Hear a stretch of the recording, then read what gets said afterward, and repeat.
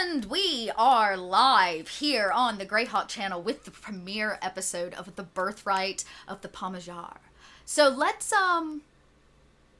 go around and meet the cast of this incredible show, and then I'll introduce myself and talk up Greyhawk and how wonderful this channel is and everything that Shane does. And I know we seem out of order, and I botched it and didn't have enough time for nameplates. Like, things just didn't happen, but that's cool. Next week is like a leveling up process. Next week will be one step closer to being that much cooler. But let's go around and meet cast and crew, and we're going to start on my left, which is with Lauren. So, Lauren, introduce yourself and tell us a little bit about just a brief introduction to your character, because today, of course, will be kind of origin story. Yeah. Oh, that's right, we're calling you Scott. I'm sorry. Okay, wait, I'm putting it down. We have two Laurens in the cast, and we did this in the session 0, and I'm such a goober. Scott! Hi, Scott. Tell me about you and your character.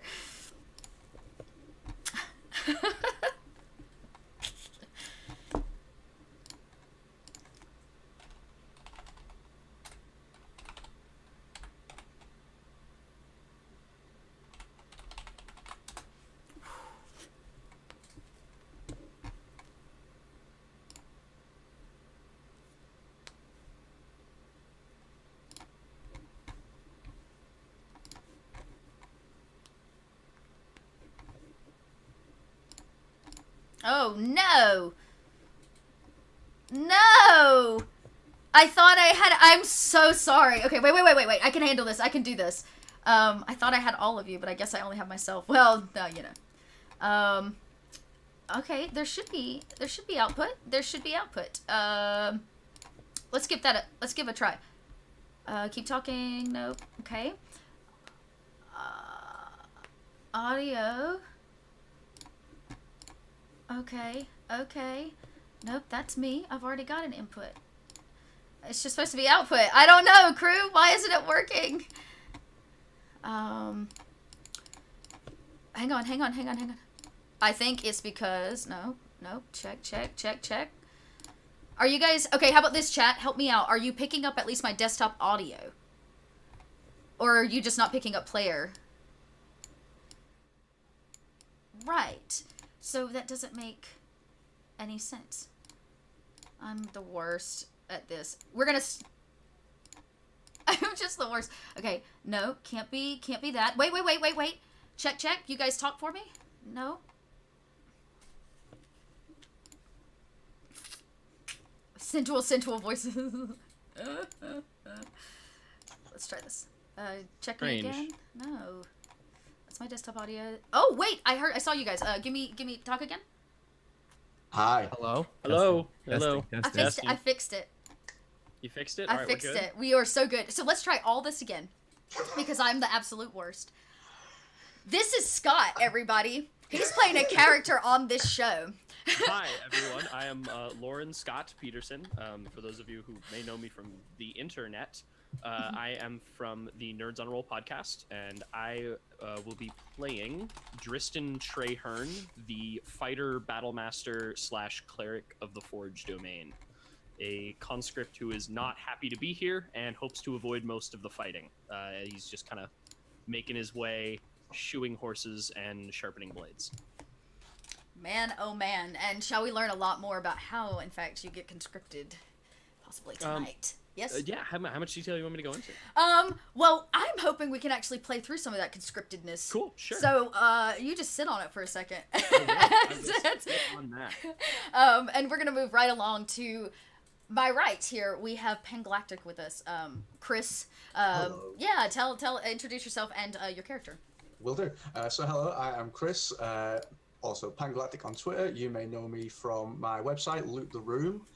Which is a D&D resources website, and I do maps and things like that, and write for the DMs Guild and all that fun stuff.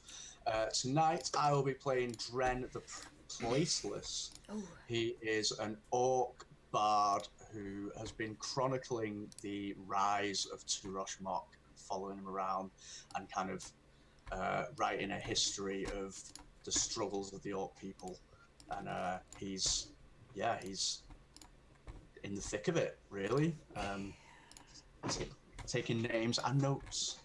taking names and notes. Yeah, cool. Yeah, and we'll hopefully get to hear more about what it is that you've been writing down in your What Have Your Bard Eyes Seen? Many things. Many things. Possibility.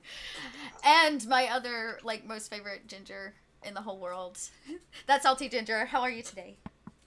I am doing great. I'm super stoked to be back here on Saturday nights with the Greyhawk channel. I was here last season, and I'm super pumped for this game. Tonight, I'm going to be playing Ricky Thorngage, Ghostwise Halfling Monk, who is vicious, and I'm very excited about that. She is a mercenary. She doesn't have any strong opinions on the conflict that's going on, except she wants to survive it. And maybe come out with a little profit on the end. Oh, yeah. Good to me. The only other thing about her, like a little Easter egg from last season, she used to be an acolyte of Gidnup, the goddess of peace. One of our PCs last season who ascended to godhood. So that's right. I'll have to call on that. That'll be interesting. Very cool. And last but certainly not least, in what 123, how are you, Paul? I'm good. What's up, guys? My name is In1123, or you can just call me Paul. Or, I'm on Twitch, variety game streamer. Slowly getting into D&D scene. Pretty hyped up, pretty excited. Super pumped to play this amazing campaign.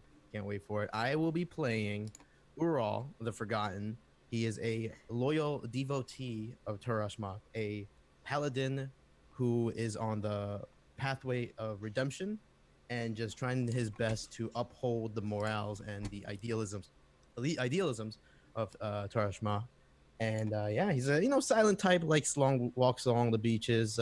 Not really into holding hands, but doesn't mind a little cuddle at nighttime. So pretty hyped up to play. Is it like getting caught in the rain? Yeah, a little bit. I'm just kidding. That the last part's all false. Sorry. Except it's probably not. Hey, orcs can have a sensitive side too, man. That's right.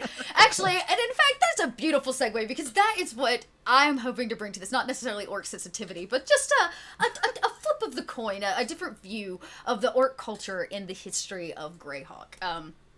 I am Chelsea.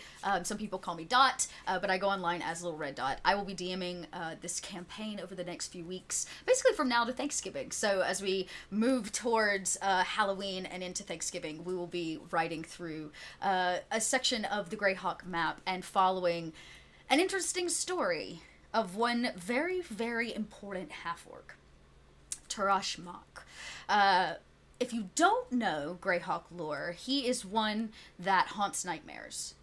His rise to power, in fact, is one that is reckoned through the Greyhawk history. He is the first orc, and not even pureblood orc, to bring the tribes together, to unite them under a single banner, if you would, and move them towards taking over, really, areas and specific areas of Greyhawk. And the peninsula in which the orc race pretty much resides. Some half-orcs, of course, travel all throughout the land, but most of the orc and orc kinsmen, which of course includes goblins, gnolls, quite a few other races that we'll meet, they frequent this peninsula here that I've got up on the screen, which is an interesting piece of land where they have almost been trapped. They took it over, and the northern, kind of northeastern region, you can see it, is nice and green. It's because that's a horrific swamp.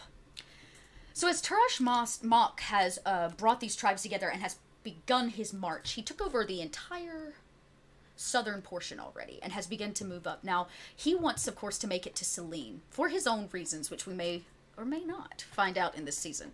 But along his way, he has come upon a very important blockade. Because he cannot go through the swamps, he must cross the mountain. And with all mountains, there is a pass. And this pass is known as Selene Pass. And thus, the Battle of Serene Pass ensues. As Tarashmak's army, probably about 8,000 strong at this point, marches on this pass, along the other side sent quaint towns and villages. Normal people. And on his way towards the mountain, the rumors that have spread are that Tarashmak has pillaged his way through the countryside. burning villages to the ground, killing everything in sight, rampaging towards complete victory? Crown? Who knows? Nobody really, at this point, knows exactly why it is that he marches, other than rage. Orc rage. But those that are closest to Turok know that he is in fact not at all as cruel as the stories lead on. Yes, he killed his own father. Yes, he fought in the pits in the Orcish Empire. Yes, he is leading an army of 8,000 orcs northward to Selene. But he is not a cruel man. Those closest know that he's intelligent and charismatic, and that there is something about him and the vision that he had that inspires these people to be more. To ride into a new decade, a new dawning, where orc and orc kinsmen alike can become part of the humanoid vocabulary, part of what is considered civilized. And Turash Mok leads his army in hope of a better future for his people. Our scene takes us to the shadows. The wake of Turash Mok in his battlefield. A small halfling dodges in and out, peering over what is supposed to be his ravaged land. But her eyes don't catch burning villages. They don't even catch as many dead bodies as expected. Only men, and only ones that are armed. And as you creep up towards this small village, there's a woman at a well. And she is busy, injured. You can see kind of dried old blood on her dress, but she is at the well actively filling a bucket. And we see Ricky dodging in and out of those shadows. How do you proceed? Well, Ricky being tiny and blending in with the shadows, she's got kind of dark hair and light gray eyes, kind of a short, punky hairstyle, I guess is how I describe it. Pretty scarred and bruised, but it doesn't look like it's bothering her at all. She's really quick on her feet. She's going to try and blend in with anyone else around and approach the woman while keeping an eye out for anyone who might notice that she was not here when this battle went down. She had nothing to do with it. If she was watching from far away. Mm-hmm. And sure enough, there's a hilltop where you could have kind of looked over the region as he marched through. Mm-hmm. So she's going to go to fill up her water skin. The woman kind of jumps. Oh! My goodness. You scared me. Really shouldn't sneak up on somebody like that. Nah, I get that a lot. Can I help you with water? Yeah, that'd be great. I was kind of passing through, you might say. What exactly happened here? Oh, she says, well, you just missed the most peculiar thing. Please enlighten me. I love enlightenment. Well, we feared for the worst. Of course, marching through. The stories that came before him were that he was going to kill us all. But he didn't. He didn't burn anything. He just slayed those that stood up against him and moved on, as if we didn't even exist. He's bigger than they say, you know. In person, to see him.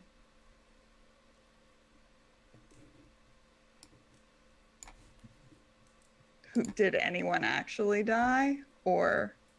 She kind of points to a mound of bodies. Mostly soldiers, but you're looking at, like, young soldiers, people that don't look to be part of, like, a larger guard. Because anybody in this land knows that most of your good soldiers are currently north fighting. So these are the scragglers behind really. The ones that may have been left, 2, 3, 4, 5 of them. So he just did this and kept on moving? Supposedly. I mean, he didn't harm me or my son. We hid inside the whole time, and that was it. He just left. The ground shakes under their feet, you know. Yeah, well, that's science, I think. Oh, and he said something so strange. After he stopped, he said he addressed the elders, and he told them he meant them no harm. That soon they would be brethren, and he kept marching. Well, you know, when someone tells me that they mean me no harm, I usually don't believe them. He said that he was changing direction. I overheard them talking. Headed not through the swamp north, but northwest through the pass. Celine Really? Pass. Yes, he feels it will be easier. That the guards there, I guess, maybe are less in number? I don't know. Huh. The bucket kind of, she pops it up, it's now full. It sloshes a little bit. She says, I really should get back. There are a few of us that need tending. You should get on that. Well, I guess it was nice talking to you. Not usually. People don't say that about me. She goes, you are strange, halfling. Yeah. I suggest you get out of these parts quickly, if nothing keeps you here. For it will be his. And she begins, like, sloshing with her bucket towards another house. As she turns her back, I just cast an eye over the pile of corpses. So they look like they've been thoroughly looted. Not entirely. There's not really a whole lot of weapons. They've, like, made a pile of weapons, you know, that maybe they're gonna try to fix. There seems to be a pile of armor, too, at least what's not completely damaged. Most of the bodies are in simple, like, underclothing. But you could give a ravage through if you wanted to. Yeah. She's gotta stay alive, sure. And, you could do, an investigation's fine if you just want to roll, an investigation on him. That is not what I'm good at. I'm excited to do it, though. Yeah. First roll, a solid 14. That is a great roll to start this campaign off with. So at a 14, you begin looting through bodies. There's only about 10 of them or so here. It does look like a couple of them might have been beheaded, but or at least their throats chopped almost through.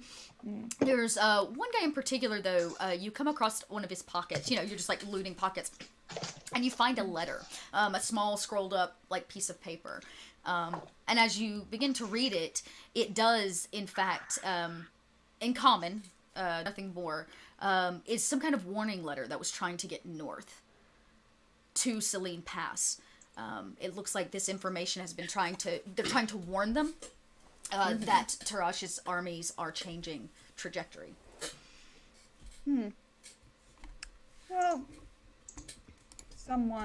Ricky thinks to herself that somebody might, when this is all over, be feeling generous if they get that information. So, knowing where it is, she's gonna roll it up and, being a very fast little halfling, she is going to take off for Celine Pass. Nice. Yeah, and you do. Do you want to ride anything, or you want to go on foot? If I see something that I could ride, it's not my super forte, but like I would take something to get there faster. Otherwise, I would move on foot. Yeah, there's just, of course, a small stable, like 2 or 3 horses. One of which doesn't seem to have been injured in whatever altercation happened here, and you're able to, pretty quietly in the night, grab the horse and ride off. And you ride around what you probably, I'm gonna say, is their trajectory. Like, you kind of ride around them, trying to get ahead of them through the night. And as you ride up a ridge, because of course you're beginning to head up elevation, you can see his army marching, and they march through the night, as orcs are wont to do. And you have a pair of goggles, yes? I do. Yeah. You Pulled out my goggles. yeah, you like situate on your dark vision goggles, and you peer out over this valley, and they are about, you're gonna guess, about 8,000 strong. It is an impressive set of numbers. And you ride faster through the night, galloping at full speed towards Selene Pass, knowing that there is nothing there. It's a pass. There's no walls. There's nothing. You arrive to find a small like outpost on the opposite side, and there's a guard sleeping. Like there's like. Is he human? Yeah, he's just a kind of a stout human male, but he seems to be kind of old and haggard. He drools and is clearly a drunkard as well. I kick him. Who goes there? Hi. Here's what? So glad that everyone you're looking after can depend on you. Can I help you, small one? Sure. I need to talk to somebody. Who's in charge of you? Because I don't think you're the manager. Oh, well, I guess that would be the chieftain. He's sleeping though. He doesn't like to be bothered. Boo. Who? Where is he? He's in the barracks, of course. Great. That way? Yeah, and he kind of points, and there's a small, like, stone building, that is circular in nature. That's probably exactly what that is the barracks. There's a small fire that burns from the inside. Thank you. He goes, but don't say I didn't warn you. He doesn't like to be woken. Okay. I'd start waking up yourself. And oh God. Why? Who is she?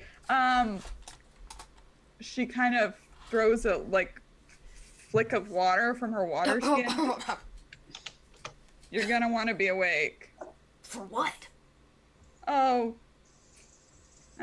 End of the world type stuff. And he goes, he looks down the pass, knowing that, like, he can't even see what's coming. But he does look around the corner, and as soon as he peers around you, towards the barracks in shadow. And you arrive. The door is open. There are sounds of many sleeping soldiers on the inside. Probably might hold 12 to 20, depending upon what's currently enlisted. I'm gonna, like, throw open the curtains. Rise and shine! All the guys are like, oh! It does look like they're awake. You kind of, like, flash a torch and, Yeah. it goes up, and he's like, oh! And one gentleman sits up in his, his undergarments, basically, butt flap and everything. And he's like, what is the meaning of this? Well, that depends. How valuable is your life to you? My life, all of our lives are valuable. Why do you think we're stationed at such a shithole? I cannot answer that. I guess, it's your life, your choices.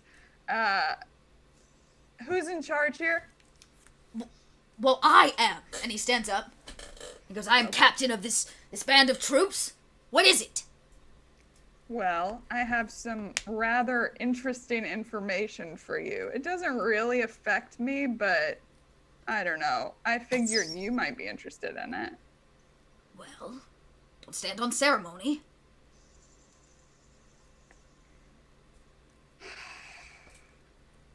You got some visitors coming up. I was not informed of any visitors. Oh, no, God, it's really hard to not be sarcastic. There's 8,000 orcs marching this way. Is that clearer? The room, like, goes silent, and everybody kind of gasps, what? Oh my god, he's not supposed to come here. And he goes, silence! Are you telling me that Taraj Mach marches on Selene Pass? Yeah. Where did you come across this information? That way. I don't know. I didn't ask the name of the town. I didn't ask the lady's name that I talked to. I'm rude. I have a letter, though. He goes, well, hand it over. And he I steps do a up. little, like, I hand it, but then I, like, pull it away as he tries to Yeah, get it. he's like, Do it again. just give it to me. This is serious. I should hand this to you. Here. And he like snatches it. Halflings. You know, he like unrolls the piece of paper and reads it, and you can see his demeanor shift immediately. And he says, "Gentlemen, I need you to suit up. Each of you will ride into the night. We'll hit the nearest towns. We need every able-bodied man, woman that is willing to fight, in armor, with a weapon, at our gates in less than 3 hours." And he's like, this is the stand. If he breaks through here into Selene, there's nothing stopping him. And, yeah. Cool. You guys seem to have it. He goes, under wait, control. halfling. Already backing out. Two guys just kind of block the door. He's like, wait, halfling. I don't know you, and I don't know how you came across this information. But fate has led you to our door. He is upon our doorstep. Stand with us. You are beneficial. I would like you to keep watch over the ridge as he rides in. Tell us what you see. At night, you will watch their encampment. I want to know his every move. Don't worry, we will pay you handsomely. Oh, that's chill. I like that. Is there an easy backdoor exit from where I'm going by any chance? Going. He's like, he gestures over to a smaller young soldier. He says, "This is Carl." Hey, Carl. He's very quaint. He barely makes eye contact with you. Oh, boy. Young. He's not seen a lot of women. He's probably been living here for a while, since he hit puberty. And he says, "This is my squire. He will show you about Selene Pass." Great. And, Come on, Carl. And he's like, Don't but worry. sir, I won't bite you hard. as you guys step out of the door. And we'll cut back to you in a second, but as all of his troops, his generals, ride into the night, let me see here. I want to make sure I get this name right because we're about to get our next important person. They ride off hitting small towns on the northwesternmost side of Selene Pass, trying to warn as many people as possible for, of course, if Tarash breaks through, then, well, nobody will live in his wake. At least it is so believed. But there is one general in particular we follow to a very small town, not but about 10 miles north. His name is Darrow Horst. And Darrow rides with Silvino Barca. Together, the two of them ride at full speed towards this town. And as they ride in, even in the dead of night, we hear the faint sound of a blacksmith's shop. Tink, tink, tink. As we come up on a human, in fact. A kind of plump, stout man who bangs away at something with a ferocity. How long have you been working out there, Tristan? It's the dead of night, right? Yeah, not quite midnight, but, you know, it is definitely dark. I think it was one of those situations where it was like, okay, you know, I'll bend one more horseshoe back into place, and then one turned into 2, turned into 10, turned into that shield he hadn't touched in 3 days, turned into a plow, and just kind of got in that headspace of working and didn't even notice. Like, the town sort of died down, and people went to bed, and it's sort of that thing where if you go outside and like it's one like level of light and you go inside and you don't have reference anymore, and then you go outside like hours later, you're like, oh, it's not what it was. And so like with the light of the forge and like in a barn with shuttered doors, he just never really noticed and sort of got really absorbed in the work. Nice. Yeah, and you just kind of, like, anybody that gets into a really good creative process knows. You just kind of fall into it, and then it happens, and time flies by. Mm-hmm. And as you're tinking away, the rhythm of your hammer begins to grow in a earthiness, and the ground begins to shake as two steeds ride up almost behind you unexpectedly. And two men, they don't even dismount, they just begin yelling. It says, "Suit up, all men and women! Take arms or barricade yourselves in your homes!" People, you can kind of hear somebody begins ding, ding, ding, ding, ringing a bell, and a couple people in houses are beginning to stir. I think, like, he's gonna set down the hammer and walks over near the forge where there's a suit of, like, armor and a sword and a shield. A couple swords. Yeah. And he just throws a tarp over it and then returns and grabs the handful of horseshoes he'd been working on and begins to leave the stable, or the forge, heading towards the stables nearby to drop them off. Nice. Like, okay, the town's awake. All right, I guess I'll do this before I go to bed. And he's a big dude. He's also like almost middle age. Like, he's 37. He's for Greyhawk, that's getting up there in years. It is. Yeah. He's tall, but he's got that sort of build that's like, his arms are really big, his forearms and his biceps are really big from just hammering constantly. Yeah. But he's got like a gut. He's also like old, and like this is like all he does. Like, he doesn't adventure or anything like that. He works a lot and eats a lot and like takes care of his wife and kid. Nice. Yeah. And so he's headed to that. Sorry, I didn't mean to cut you no, off. no, you're good. Go ahead. Right. But he's just sort of like kind of milling in with this crowd of people that are now up and headed to drop this off before, like, okay, I guess I'm going to bed. Right. Yeah. And you, I'm guessing you probably, is it covered? They have like a covered area you work under or whatever. Yeah, I imagine there's almost like if you've played Skyrim, the little blacksmith in Whiterun, except like not totally tiny, like an actual blacksmith shop. Yeah, It's got yeah. like legit forge and room and tools and stuff. It's still not like big. It's well appointed and it makes good use of the space it has, but it Right. could be bigger. It's a little cramped, especially when he's in there. Sure. It's quaint. Right? Yeah, it's like a quaint Like, blacksmith shop. Yeah, yeah.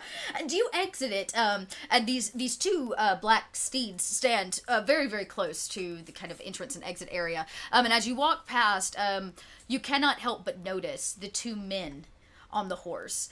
Your gut tightens up and your stomach drops. These are two people that you know, and you know very, very well. Are you? How do you handle that situation? How are you feeling? Like, I assume they don't immediately notice me. They do not. You But haven't made there's any no- like yeah. So I've got the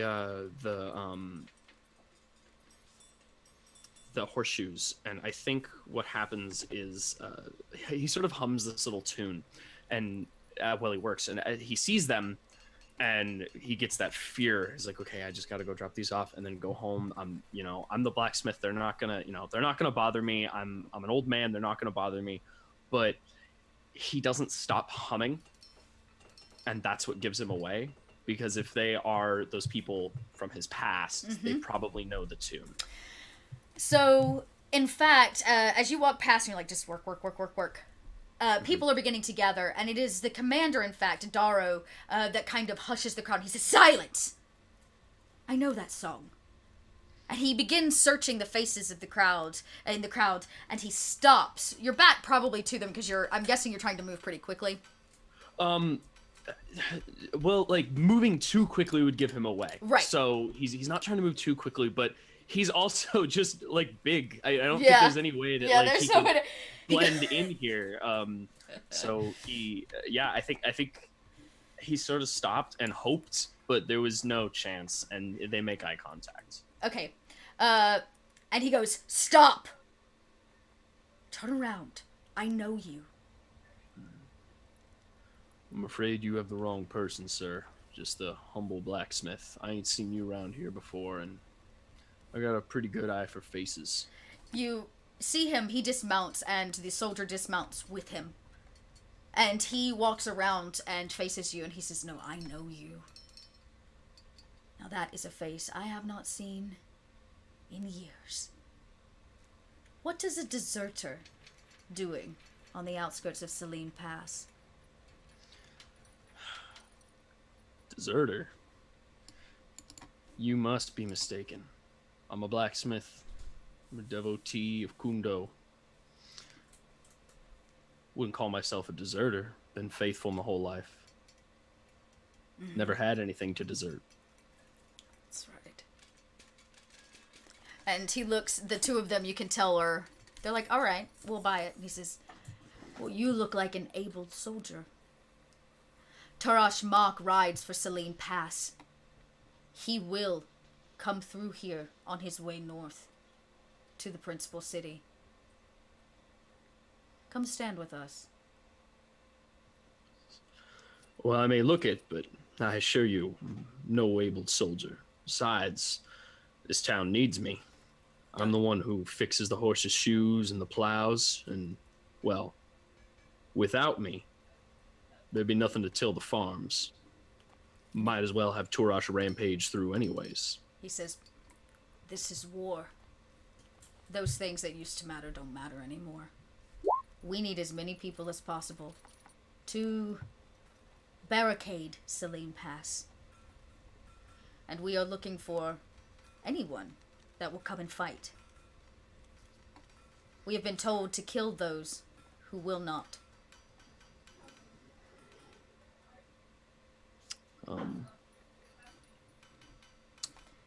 You seem like an able man, strong.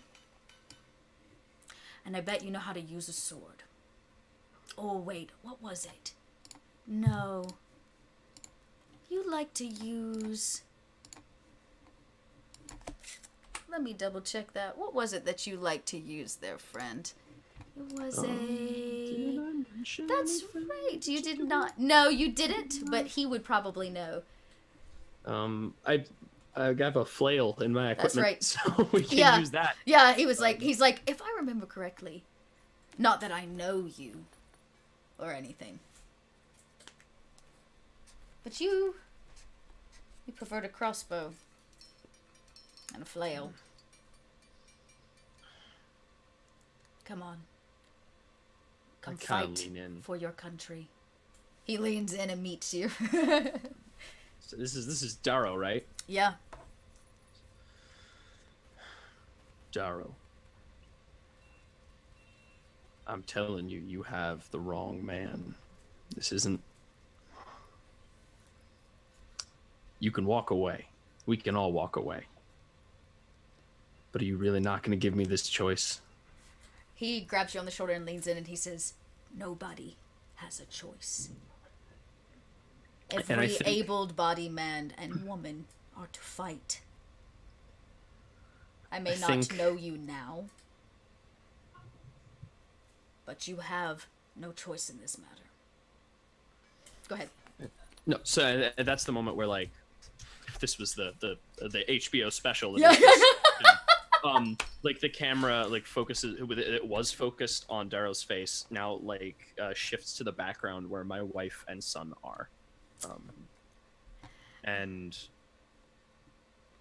do you keep weapons around the house, like swords and things? No, Not just that, like I don't think I really even make swords for this town because we're so small. It's like I repaired someone's once, and that was it. Like I have mine, which are like in the forge,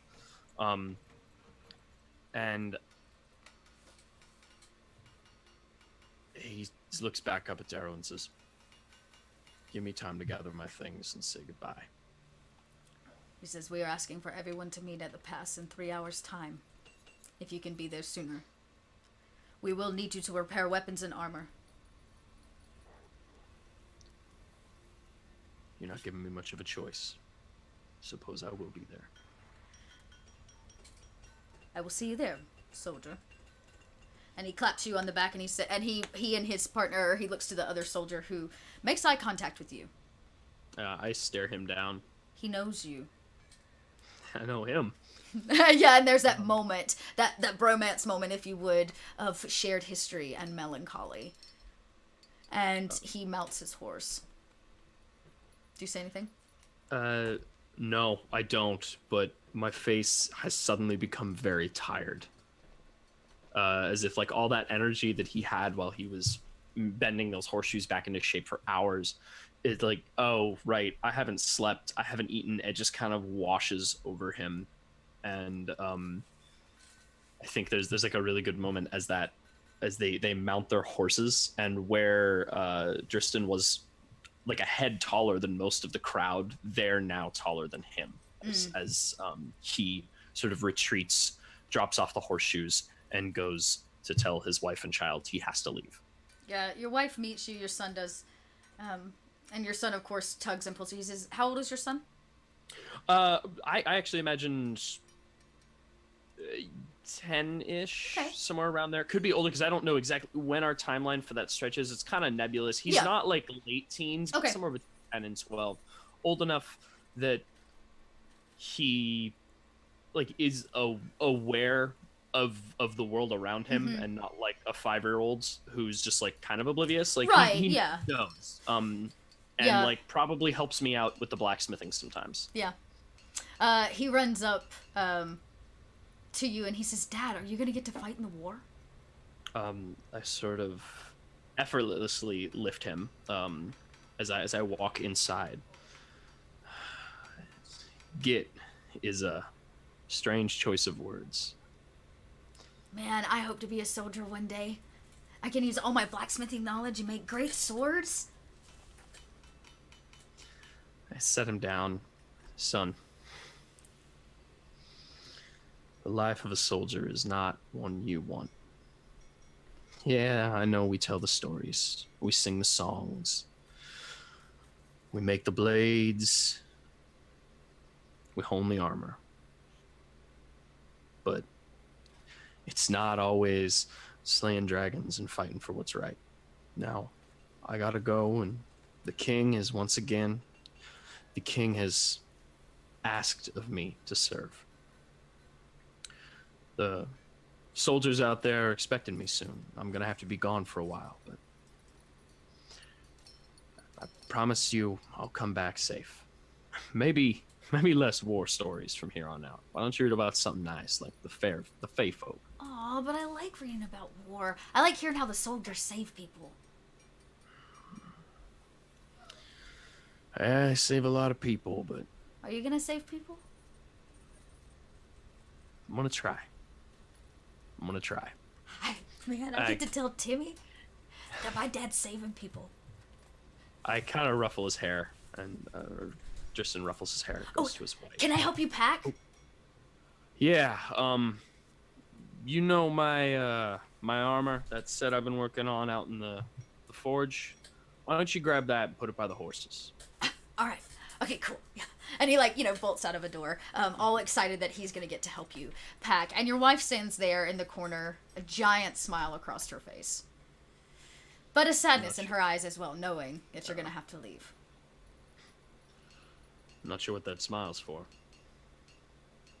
I like it when you make our son happy. Yeah, well, I like that too. And I only hope that I can continue to do so. How much of your past does she know about? None. Great. No. Okay. She says, it was very strange the way those men treated you, as if you were so ready for this.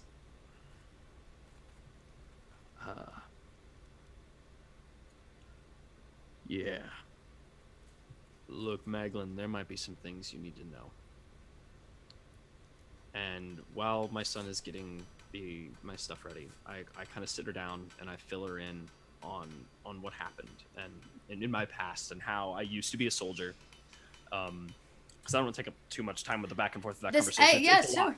But I fill her in on how I used to be a soldier and deserted my post after some bad information caused me to kill a lot of innocent people.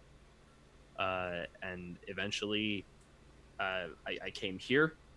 I changed my name, and I got work as a farmer until and she knows the rest, but we don't know the rest, and that's the local blacksmith retired. I took it up. I devoted myself to my god, and who is Kundo, the god of protection and building and songs, and sort of just kind of fell into it, and I wanted to live a humble life and leave all of that behind.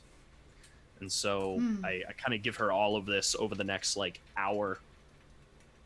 Keep sending my son out to grab various things to pack so he doesn't have to hear it. And now it seems that past has come back to haunt me. Those men, one of them was under my command and the other above me. It's been years, but they knew my face. And, well, you know the penalty for desertion is death. I do this and maybe I come back home.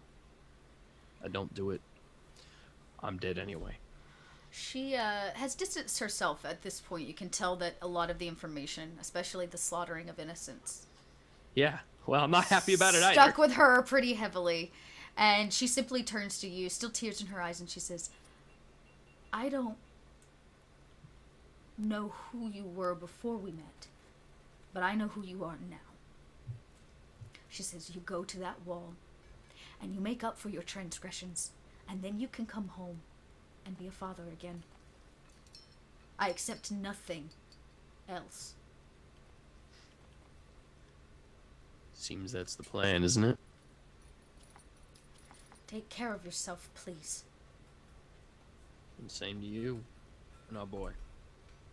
And she does walk over and she kisses you gingerly on the cheek, and turns her back and begins fixing dinner as if to try to...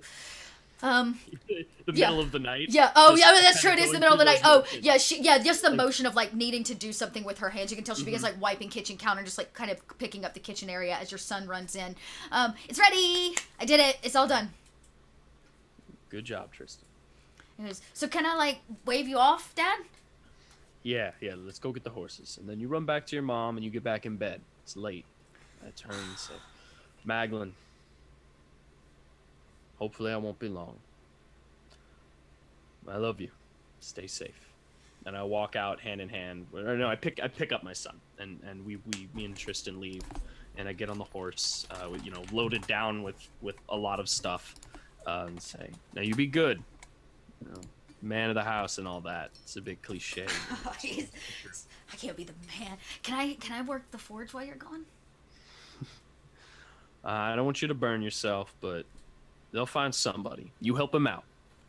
You're probably better than he is, knowing what I know, but... Shh! Don't tell Mom. That's right. I give him another sort of ruffle on the head. Yeah. And I think that's me and the other men ride off. Yeah. And, Yeah, you guys hop in. You see both of him. Your wife doesn't wave quite so much, but she does stand with him, along with the rest of the people as you ride off towards the wall. As we cut to the other side this evening, Turash and his men march northward. Their feet in rhythm and time together act as a pounding drum, and match that of both the bard and the paladin. Correct? Did I get that? Yeah, the paladin and the paladin that march in the top ranks of Turash's army. He, of course, leads the way on horseback. He is giant. On the ground, he sits 7 feet tall, or stands 7 feet tall. On the back of a horse, he's even taller. You can see him far back.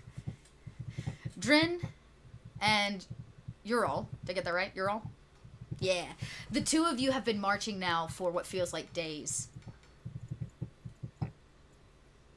That thud and that thump.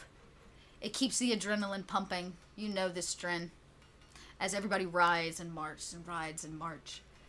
And about a mile outside of Selene Pass, the despot himself stops. And he turns. His eyes red, his tusks dripping with froth and blood. The army itself smells. Just a giant smell moves with you of death. And he begins to address you. A moment of silence as he rides up and down the ranks. He makes eye contact with every one of his generals, as if to say thank you, and to acknowledge what they have given to this war. And he begins to address you in a booming voice, and it echoes through this valley. In the night, in a shadow, Ricky stops on a ridge with, what was his name? Randall? I don't remember what his poor name was. Carl, that's right. Carl. Yep. Carl and Randall are my go-to for human names. I don't know why. So, So great. Carl, he almost gasped as you see Turash and the army stop. You guys are on a ridge overlooking. And his voice echoes through the canyon. And he turns and says, I did as they asked. I learned their ways, their cultures, studied at their libraries and gained knowledge. And yet they still view me as a threat and not a peer. We do not march and fight to enslave these people. We fight to rid the world of those who oppose us as equals. We are no different than them. We bleed as they do. They are keeping our world from moving into a new age. I have seen it. A vision. Where I, a half-orc, lead our nations into civilization. We become learned. We read and write. We move to technology that has not even ever been thought of before. I dream of a world where all races have the opportunity to choose their life and how they live it.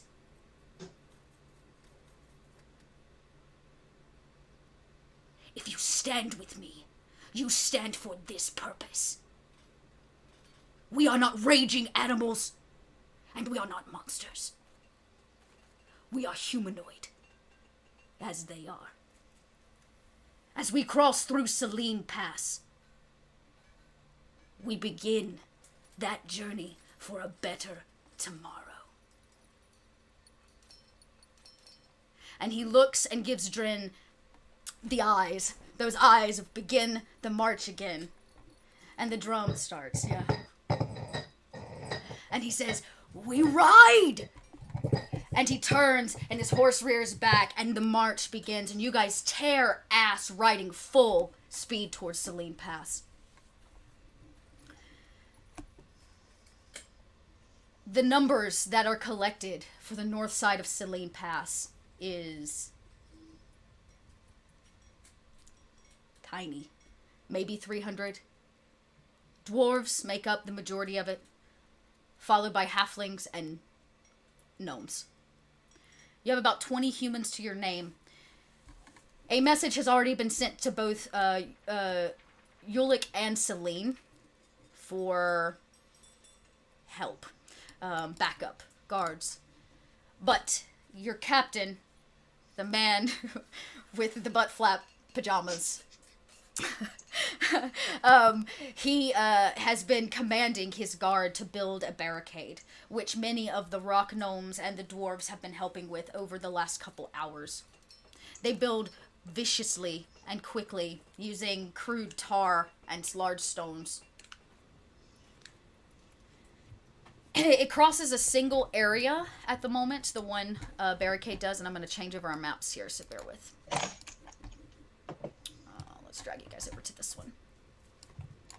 And so you guys see that one pop up? Different one? Cool. Alright, this is kind of an aerial view of the pass area where you'll be coming through. I'm going to make sure I get myself together. Okay, let me get my drawing tool. Alright, so you guys, it's pretty simple, of course, north and south. The compass is going to be pretty similar. Let me make sure that our friends over here... Oh, I didn't change it over on... Oh, I didn't... I'm so sorry, friends. I didn't change it over the one... This one. This one. Let's change it. Let me make sure that that showed up on OBS for everybody. Yep, cool. And we are moving.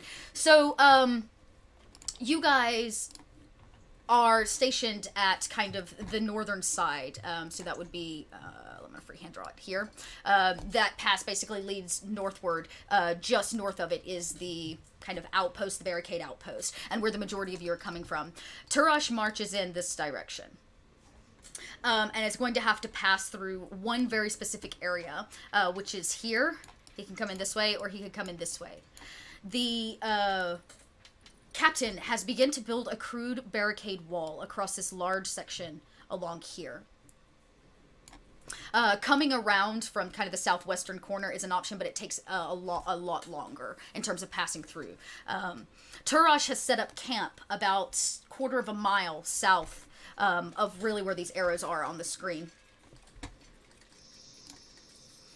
And he orders you to stop and begin building that camp as you guys arrive.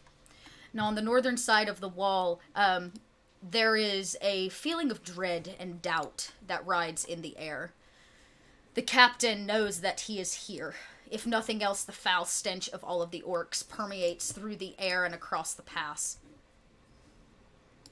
He goes to Ricky and Carl, who have, of course, ridden back after seeing them approach. And he says, Hey, well... Captain Buttflap. He goes, can you please not call me that in front of the troops? It's just Carl. Carl, did you say that? Carl said it. Carl was like, He came up with it. Because Carl, I'm disappointed. I'm disappointed in you. And he says, you should learn to respect Carl a friendly punch, but it hurts a little. Yeah, he's like, oh. That's a magic punch. Oh. Yeah. And he says, well, the wall is built. This is the only way for him through, at least within the next 24 hours. We are going to need to stand watch. Great, I loved watching. And he's like, good, then you can take first watch. And he begins to shout orders and those kinds of things around and about. When Carl hears this, he's like, no, we don't want first watch. Why don't we want first watch, Carl? We don't want watch at all. The watchmen always die first. I mean, if you suck at your job.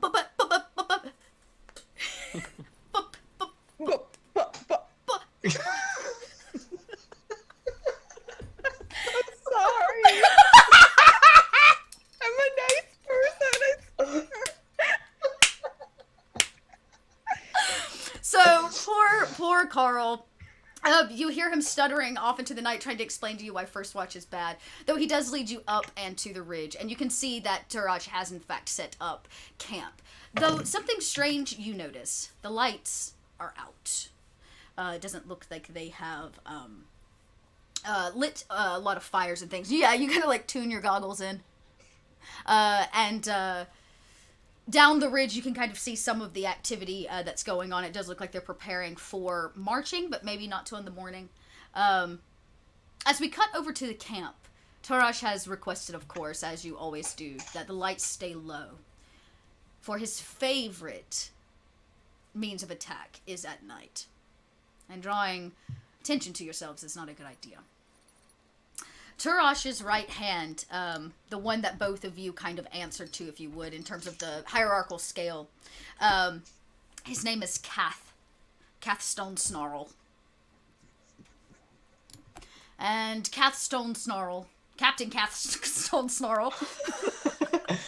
I'm going to make you say that so many times. So much. He comes up and is addressing kind of all of his officers, going over what is to happen. Of course, Dren, you know that you don't get as much attention because you're really just the guy that chronicles everything. Mm-hmm. But he does walk right up to the Forgotten. And he says, are you ready for the attack this evening? Yes, everything is prepared. Have you said your prayers, Paladin? And he says it almost with a joking manner, as if not to take you seriously. Prayers have been said and prepared, Captain. Good. Let's hope that they help us. It's funny. The gnomes have built a wall. And he laughs loud, and everybody around him kind of chuckles with him, and he quiets them. I look forward to passing through. Might even get to shed some blood this time. Well, looking off into the distance. It should be most avoided if not possible, shouldn't it, Captain? Oh, yes, of course. As the despot wishes. Kill no innocents. Blah, blah, blah. I'm sure we'll be able to get through without a problem. As you said, they are building just and I stare dead into the captain, a wall. Yes, of course. You can tell he's a prideful man as he continues to go and greet the next round of people. Dren and Ural, you stand next to one another along with a few of the other kind of middle-ranked generals that each have a small army to themselves or a small rank to themselves. So people seem to be talking around you, but nobody's talking with you. How do both of you proceed? I'm just looking, listening, trying to keep track of where Turosh Mok would be. Try and stay close to him so I can chronicle everything. You kind of peer around, both of you do. You know that Turosh likes to be in his tent prior to battle. Ural, you know this because he too is a religious man, and he too has a patron of his own. And meditation time and true praise of that god or deity is part of his ritual before going into a battle like this. But you can definitely see his tent, though it is quite a ways away. You're not, like, outside of the tent area. The two of you stand in an awkward silence. A little. You said that we're next to each other, right? Yeah, you guys are near one. I wouldn't say, like, shoulder to shoulder, but you're standing in the general vicinity. I'm just taking a moment, scanning the area, make sure there's nothing amiss. Preparations are going through as planned. I lean over and look towards Dren. You would think, after all this marching, the attitudes of these bloodthirsty warriors would change a bit. Would. Turosh has led us far, and these men are tired, and they thirst for battle. This is nerves, but they will not show it as nerves. We have been here before. We will be here again. Grasping onto a necklace, I just hold it tight and close my eyes for a quick moment and just kind of drift off just for a split second until I open my eyes again and just say, hopefully we won't return too often. One would hope. Is your god with us on this night?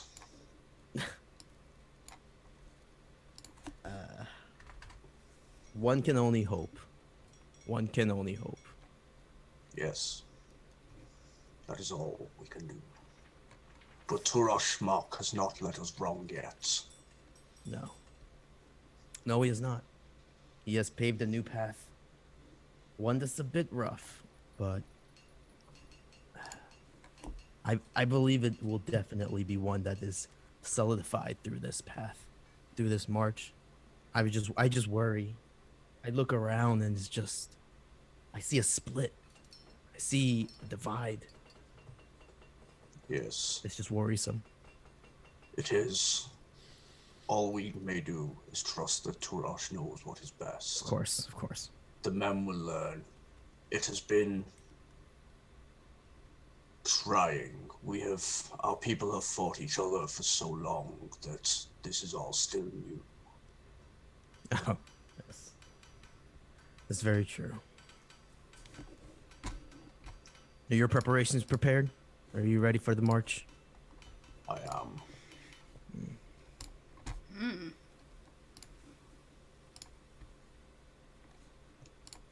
I always get worried about doing noise.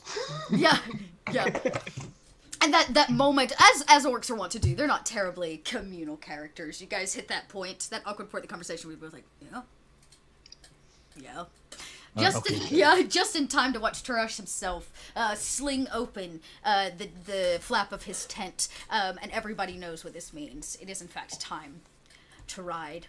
And Turosh's first assault is vicious. You guys ride full throttle at the walls. usual tactic, of course, coming under the veil of night and riding in sheer number. It is Ricky that hears that first sound. Well, shit, Carl. How fast are you? He goes, well, what does that mean? Oh, by kidnaps Peaceful Pecker, and she slaps a tattoo of a small sparrow that's on her shoulder. It looks really old. And she takes off running, leaving him in the dust if he doesn't keep up. And he turns over and then sees what you see, which is basically the horde of his armies just running full throttle at you. Ricky, why don't you just make me a quick athletics? Let's see how quickly you get there. Oh. If you would rather do it dexterously, if you just want to make a dexterous run, I'll take that too. Okay. I know you have a little bit more dex space. So. 26.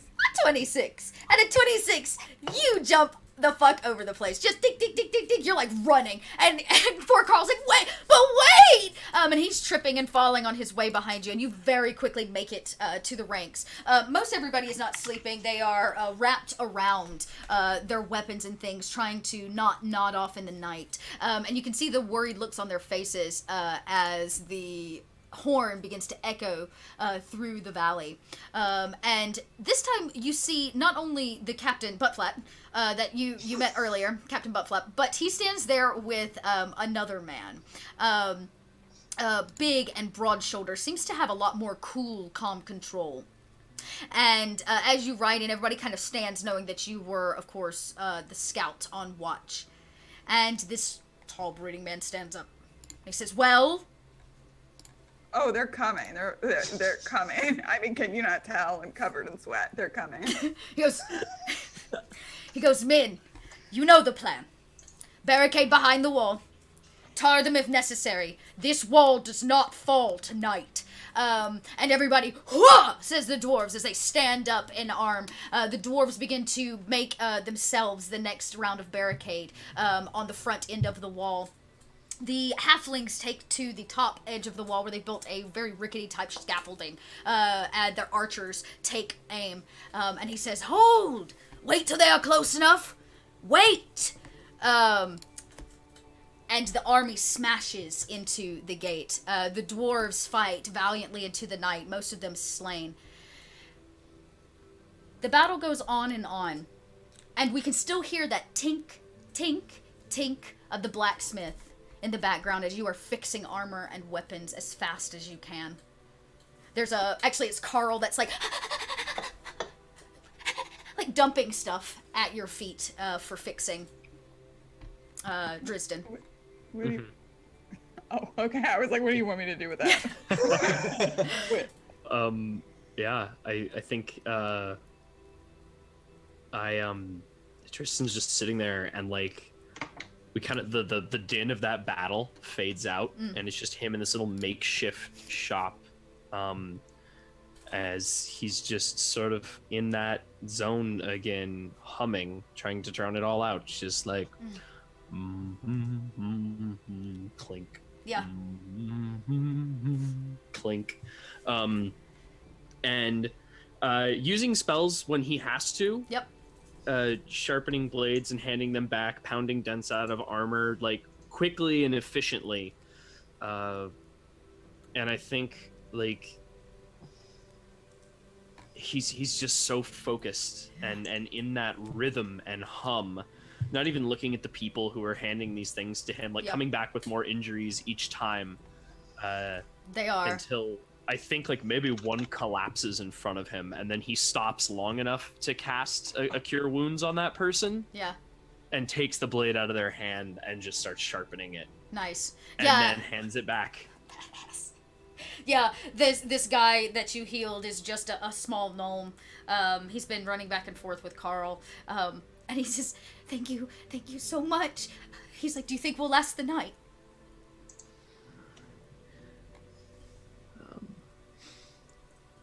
He says, don't thank me.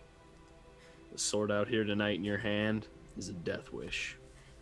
And just keeps on to the next person. Yeah, and you can see with quaking hand, he then picks up a sword that you've recently fixed, and he says, okay, okay. And he, like, runs back into battle. Your hammer matches the sound of the drum and them trying to batter and ram the wall down. You can hear the wailing screams of orcs as they're covered in pitch tar from the wall, dumping it on just wave and wave of them as they come through. And as the sun rises, the battlefield goes silent. A strange calm comes in the morning. And when the sunlight hits the base of the southern side of the wall, it is almost hidden by the mounds of orc bodies that lay remaining. Drin and Earl, you fought valiantly, but you watched your brethren slain, burned alive. The original tactic to attack head-on failed you, and the wall never came down. A different horn is let out in the morning sunlight, one that you have not heard since you started marching weeks ago. That of retreat. The sound of retreat to camp. Those of you that are left standing, now probably only 1,000, 2,000,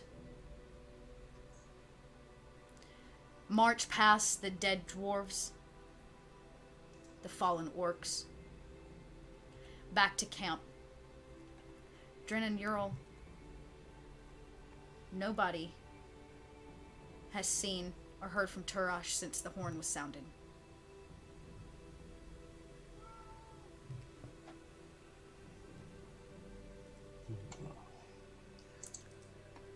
His right-hand man, Kath, addresses both of you as you enter in his best meow voice. Spectral cat on the battlefield. Sorry, my cat's That's being... okay. I love it. I'm literally wearing cat ears. I love it. He walks up to kind of the lot of you as you drag yourself very injured off the battlefield. And Kath says, "The despot is requesting silence.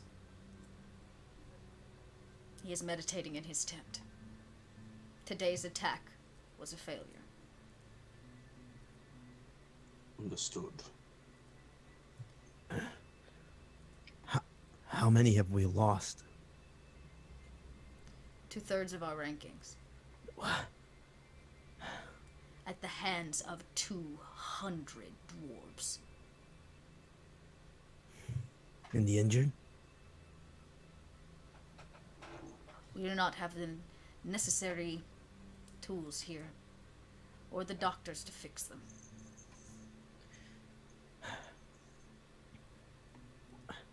This doesn't make any sense.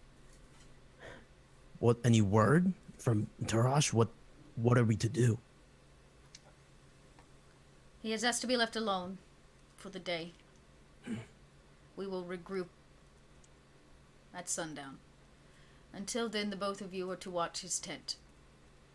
There are whispers of deceit. The troops grow restless. We have not had a defeat yet. The wall will not stand if we make another march. But I am afeared for what it means. For the bravery and the spirit of our soldiers. Understood. We grunt in agreement.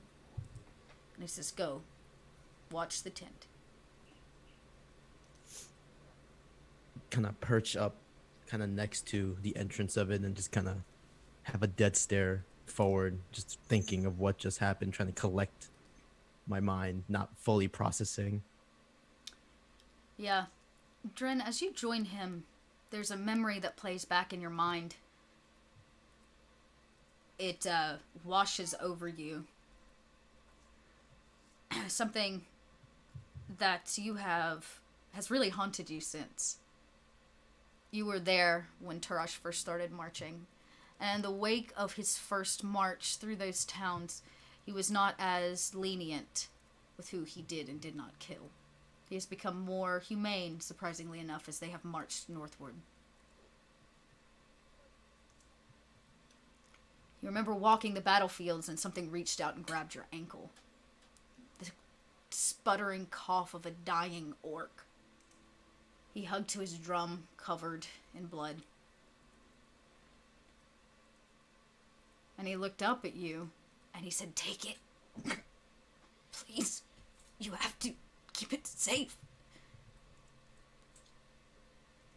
Mm-hmm. And he hands you kind of a thick tome. It's not actually very large, it's kind of a smaller size tome, but it's just dense. Take it. And he says, He's clearly dying.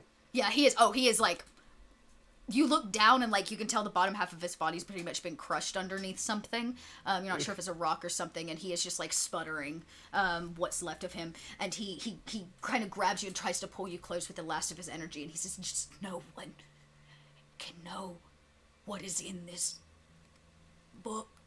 Must," and he coughs, "keep it safe." Brother, would you like me to end this for you now? He says, "Please, just prop me up there." And he kind of points to a haggard tree that leans almost uprooted from the ground. Cool. I take the book and stow it for later, and I kind of prop him up where he wants to be. Yeah, and he kind of, you have to drag him all the way over there. And you kind of set the drum in his lap, and he hugs it and kind of leans over on it, and he says, "Thank you." And you can see he picks up the hand with what last little bit he's got left, and he begins to, matching his own heartbeat. I reach over and just gently close his eyes for him. Mm-hmm. And take a rock. And just end it for him there and there. It doesn't take a whole lot. Clean swipe to the head. You can hear his skull crush, and he immediately goes limp. Tongue drops out of his mouth as he hugs and sits there with his drum in his lap. And you stand over the body of this destroyed half orc. Is there anyone around? Is it just the two of us? There's a few people scavenging the battlefield. It's kind of the wake of battle. You know that camp is, they've moved forward to set up camp further down the road. This was about a week and a half, 2 weeks ago. Cool. When all this kind of began. So I would, making sure there's no one around, I would have opened the book and seen what he was so desperate to protect. As a lore bard, you know that Turash had a vision after being run out of Greyhawk City, and due to a multitude of things, but mostly fear of his intelligence by the council. He had a vision, and that vision was that he would lead the orcs into freedom, into this whole place, Greyhawk, into a new age. And it is what set him upon this journey to fulfill that vision. He talked of a great half-orc that stood on the hilltop, uniting the tribes. Cities in the backgrounds of strange technology and flying cars, or flying vehicles. It's a car. Yeah, right. What's a car? A cart, if you would. Horseless car. Races sharing tables with one another. And he stands victorious atop this hill, planting a flag for the next civilization. But when you see it, the mark of the orc on the front, and as you crack the book, it ekes open and smells of age and history. It is not written in Orcish. Can you read Elf? Let me check my languages. Let's hope I can.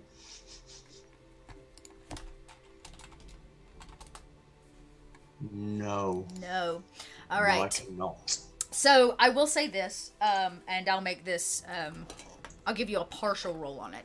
So it is known that Turash had been taking elven captives and forcing them to teach orcs their language. He was torturing them into that. So you may not know Elvish very well, but you could probably pick up on it. It's like as much as I know Spanish, right? Like, Yeah. no habla español, right? Like you can pick up on very small, truncated pieces of it. So what I'm going to do is have you roll an insight if you want. I would also, I mean, you could roll a Sure. history or something, but basically an intelligence check just to Yeah. see how much of this history you will can be pick up. better for me. That's fine. You For could take a sure. history, yeah. Yeah, okay, at a 25. So again, it's going to be super choppy. It seems that there's a possibility this book either tells of the same vision that Turash had or a similar one of it, from what you can tell. I think I have comprehend languages actually. Oh, do Let me you? double check my spells. Haha! Let me check. I do have comprehend languages. So I would take a moment when I know I'm to myself, and I would ensure that I know what this book says. You begin flipping through the pages, and at least from the Elvish that you know and the comprehend languages as it translates to the languages that you can understand, what you pick up on is that this is not about Turash. The prophecy is in fact about a great half-orc who has a son. A half-orc son that leads the orc people to the next phase of their race and their culture. He does not do it through war, but that the loss of his life would mean, in fact, the end of the Orcus race as this book knows it, or as it speaks of. That it would be the first step towards their extinction, potentially, in the land of Greyhawk. But as long as this person rises to power, the son of a great half-orc, Greyhawk may in fact be able to move into a new dawning, past that of the war. Well, shit. Would I, for the weeks since I found this book and we've been marching, obviously this has been going over and over in Dren's mind, would I have any idea who this could be? You rolled a pretty high history check, and you have literally been following him, at least to some degree. It is rumored that Turash has legitimate children with multiple people throughout the land of Greyhawk. He's very old, Turash is, and you don't exactly... None of it has been confirmed. He never speaks of his children, or anybody that he has sired them with. But it is common knowledge, or there's common knowledge that there's at least a rumor or whispers of such, though where these people are and who they are, you don't know. Okay. But if he was to have a child or an heir, whether currently or in the future, following him would be the easiest way to know who that is. Mm-hmm. And it's almost the beating of a drum, both in this memory that you have, as well as in the current place that rips you out of it. It's the sleeping drum of the orcs. And as it fades out, both you and Ural post up outside this tent. It is extremely quiet.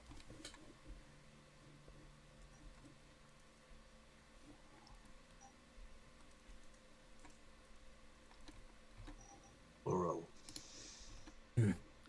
What? how do you feel in what happened today? What do you mean? How do I feel?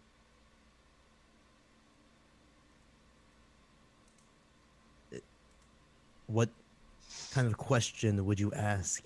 Of course I feel devastated.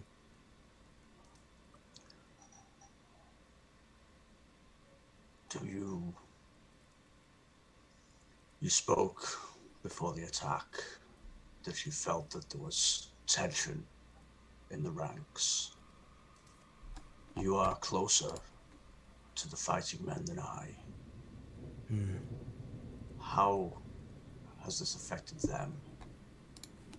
I mean, looking around, the bloodlust is there. You can clearly see it in the front, in the fights. But most of them held their own. It seemed, from what I saw, we all had one goal to get past that wall. Some may have taken a different approach, different motives, but the end result was all to be the same. I just don't understand. I only Why do you hope- ask? I ask because it is my job to ask. I chronicle both the good and the bad, and my story is not that of just Toroshmak alone, but of the Orcan people. Well, as a author and an observer, what do you think? I am not here to place my own thoughts into this tale. I am a chronicler, not a weaver of fiction.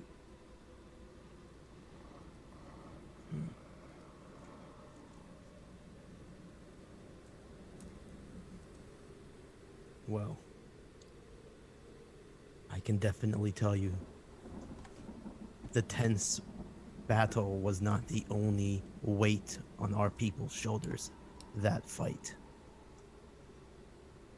All I remember is just flashes of red, doing what I could to protect our brothers. Whether others felt the same, I could not tell you. However, all I knew was there was definitely something just primal within our ranks, pushing. I don't know. I'm just as confused as any other soldier, I guess, would be here at the moment of what transcribed in the past few. It is a heavy thing to lose after so many victories. Yeah. I only hope that Toroshmak will emerge with a new direction and a new plan. There is one thing that has been kind of nipping in the back of my mind. The captain, he spoke of, and I look around to kind of lower my tone a little bit, deception and just the way he seemed uneasy to me. Yes. I mean, I have full trust in our ranks and our captain, and of course, her, but I don't know. Since the battle just seemed different, though, our brothers here seem a bit more quiet, or quieter anyway. I suppose everyone is reflecting on this. We have not lost a battle yet. This will be a setback. He's gonna peer through the camps. I want to see if I can like notice anything unusual within Yeah. anything at all. Why don't you roll a perception? Since you're looking for something a little bit more specific. Perception. I had 20. There's a group of goblins that sit around a small fire. That are they're drinking and laughing and gobbling it up as they do. And one of them's like, yeah, I told you. There was no way that was going to work. Another one goes, yeah, I know. I don't know what he was thinking. I think he's just trying to kill us all. Yeah, and he won't even let us eat the people when we're done.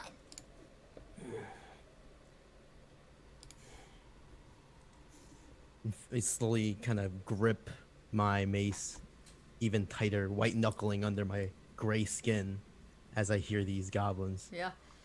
I don't know. It doesn't seem so special to me. Yeah, me neither. And look at him. Now he's hiding in his tent. I don't know. Seems kind of fishy to me. Could I throw my mace as close as possible to them Yeah. and sort of yell to kind of get their attention? Yeah, so you're using it as a ranged weapon, technically, even though it doesn't really work that way. So I'm just gonna have you roll a dex, just to make sure you don't accidentally hit them. That's all I'm gonna ask for, because it's not like a real attack. Okay, at a 16, yeah. It lands just on the cusp of the fire, and it hits the dirt nearby, and it splatters into the hot coals, and it tosses hot ash in the air. The goblins are like, hey, what was that for? Turns around and looks at you and goes, Oh, Goes, no, he goes, he realizes he made a mistake. He's like, oh, sir, we're so sorry. Oh my God. Oh, so bad. We're so bad. We're so bad. And all of them start like on all four knees. Why don't you go make yourself useful and help the wounded? Okay. He like smacks the guy next to him. He's like, come on, guys. And they all kind of like patter off in a direction towards the what's probably the medical tent, or at least where they're keeping injured and wounded soldiers. And the area kind of falls quiet once more. Ricky, you were asked once again with the Carl to scour the ridge and to go scout the campsite. Of course, you were asked to watch one person and one person alone. You get to your ridge. Just roll me a stealth. I want to make sure you don't get Okay. sighted. Yeah, okay. 13. Nobody's really looking for you, and it is like dead of night. So you are kind of like on a ridge, you and Carl's like panting behind a rock. Carl. Shut up. And he's trying to like hold his breath. He's just like, his heart is just racing, knowing that Tarash is in the tent just about 200 feet below you. You watch Tarash as he goes in, and you watch these two orcs pitch outside of his tent. Yeah, gonna tune in. You catch very little of the conversation, but it seems to be relatively cordial. They lean in occasionally, whisper to one another, and one of them goes over and messes with a few of the goblins, scattering them off. And as the two of them go back to take their post, you see something. Do your eyes deceive you? Tarash slips out the back of his tent in complete silence. He runs off down a small path that you almost lose sight of him. And you kind of scour up the ridge, and as you look over the side, you watch as Tarash rounds a corner, and there are 5 figures in a black cloak. They probably couldn't take him down one-on-one, but one of them hits him with a dart in the neck, puts a black bag over his head, and they jump on him. You watch as they attack him, bind him, throw him in the back of a cart, and head off down a small path headed into the swamps. So, not back to the either camp away. And that is where we will take our break. Cool. That's where we're going to take our break. So we're going to take a tenor. We're going to let everybody simmer for a second on all the information and the feels that they're having, and we will come back and deal with the disappearance of Turashmak in the morrow. All right. So yeah, we're going to transition out. Thank you all so much. Let me actually do this before we break. I want to give a few shout outs to the awesome people who have supported us during the stream, because I know that I'm like running all of the things and I didn't get to thank all of you. So I want to make sure I do that. So let me quick pull up the Streamlabs and make sure that I've got everybody thanked. So if you followed, thank you. If you gave some bits, thank you. If you haven't followed, you can do so. You can get Greyhawks over on all of the social media and make sure that you follow them there as well. That way you don't miss any of the cool and awesome stuff they're doing, because if I'm correct, this is a premiere, but Greyhawk will be premiering lots of shows coming up for their fall schedule. So definitely want to tune in on that. Let me see. My donations. This is how I do this. Okay, great. So for today, we want to give a quick shout out, of course, to Paladin Hulk. Thank you so much. And I'm glad you're going to get to watch that VOD. Thank you. And again, if you gave bits, a shout out to you, and new follows. We appreciate it. You can also sub to the channel and make sure that Greyhawks keeps doing this cool and awesome thing. All right, we will be back in 10 minutes. We'll see you there. Oh, new stream boss. Thank you, new stream boss. Look at that. I might have to have something really good happen to them when we get back from the break. Until then. Oh, another one. Thank you. You guys support while this is going on. We'll be in chatting with you, and we'll be back in 10 minutes for more of the Birthright of the Pomarj. Thank you, guys. See you in a bit.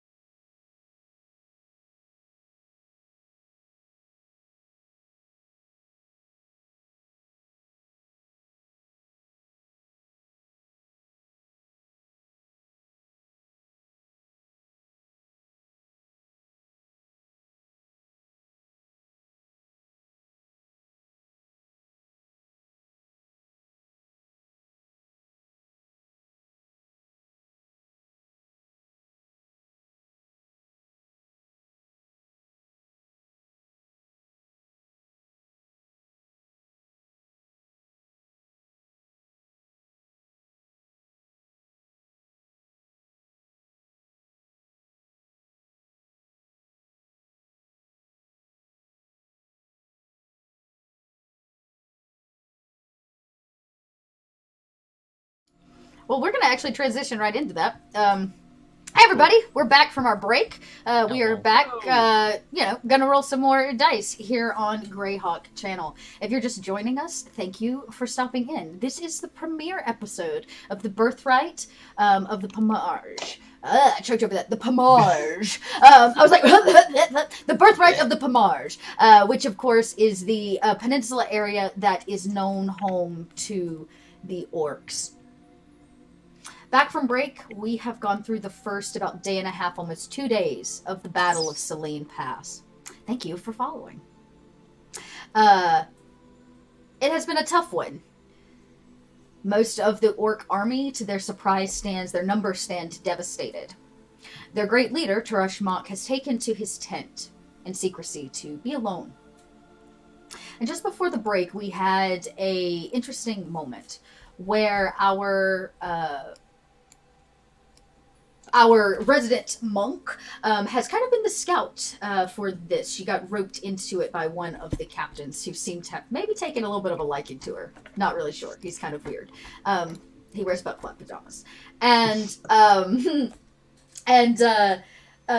you watch, of course, in that last moment as Turush is attacked by 5 humanoids in black cloaks as they jump on him, black bag him. He struggles and puts up somewhat of a decent fight, but they do, in fact, outnumber him. We cut back to the north side of Selene Pass, where Ricky, in fact, came from to catch this scene of Turush's kidnappers. And it, again, is that sound of the blacksmith shop that ting-tings, but it is not enough this time to drown out the groans and the pained sighs of those weak and injured. Of what stood before, now you only have 30. Most everybody It's not a lot. It is not a lot. It is a sad sight. Eyes have been on the watch to make sure that the orc army does not become privy to this knowledge. And the calls that went out to both Ulick and Selene have not been answered. The day after the first battle at Selene Pass is hot, even at this altitude. It bears down, and the smell of death on the battlefield is poignant to the nostrils.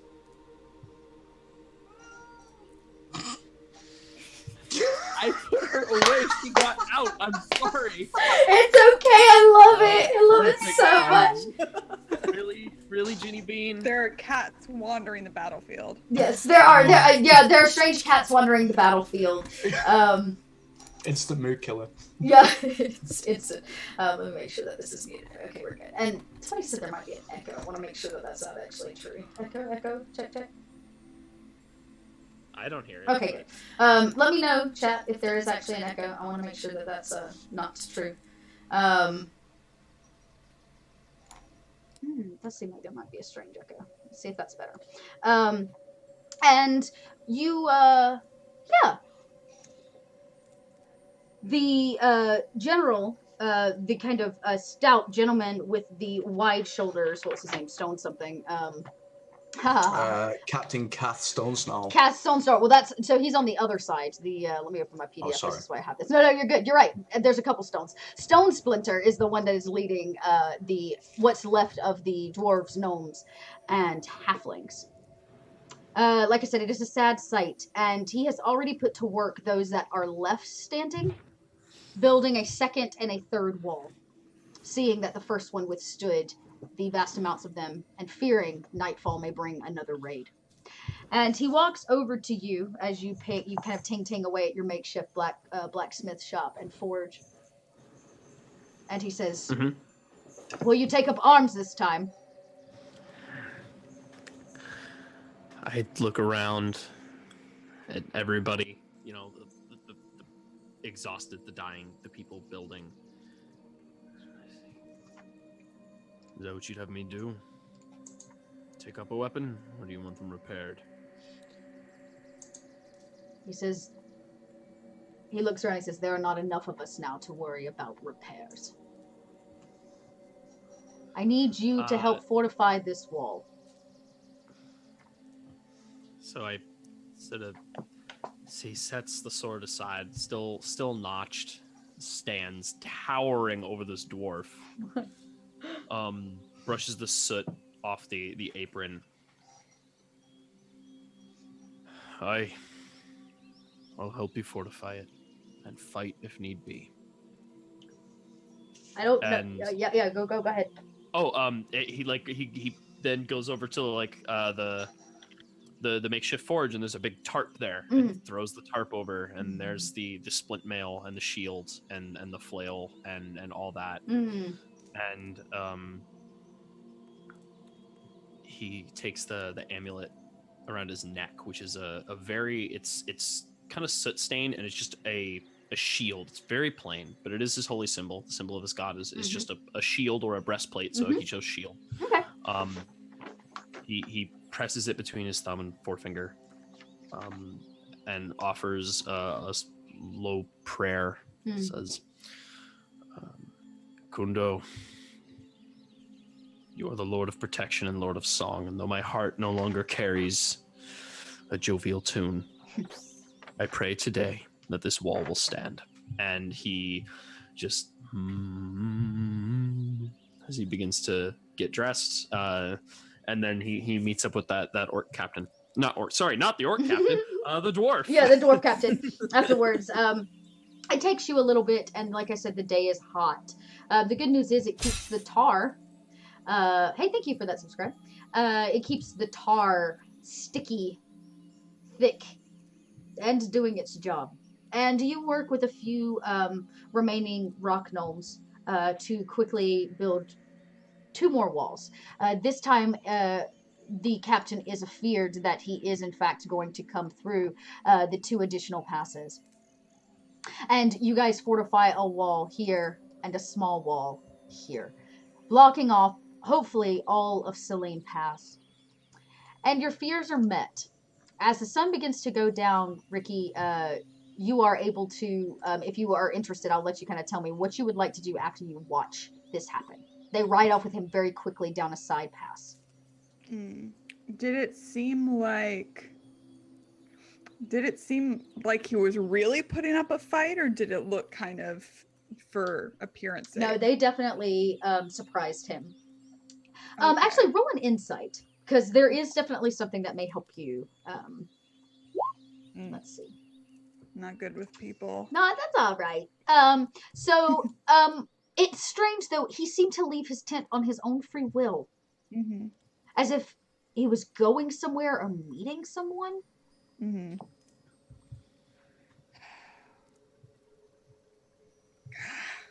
Carl. Oh, what? Always so surprised that you're still alive every time I look at you. Come on. Well, no, you stay here. But I don't want to stay here. Yeah. I don't want to stay here by myself. Please don't make me stay here by myself. What if they find me? They'll eat me. I don't think that's true. Can you just stay here and keep watch? Yeah, what if I do if I see something? Run? Oh, okay. Just anywhere? Or like back to tell you? Yes, Okay, that. okay, all right. And he like pulls up against the wall and he's kind of looking around and like peers over the rock. He's like, okay. This is why I never had kids. That's one of the reasons. They smell weird. I run back as fast as my little monk halfling legs will carry me to tell Captain Buttflap what I have seen. And as you run back, it does take you, it's about a mile, give or take, just up the mountain range. And by the time you get back down, both walls have been started, and you see probably one of the only humans as well left standing, actively guiding these rock gnomes through the construction process.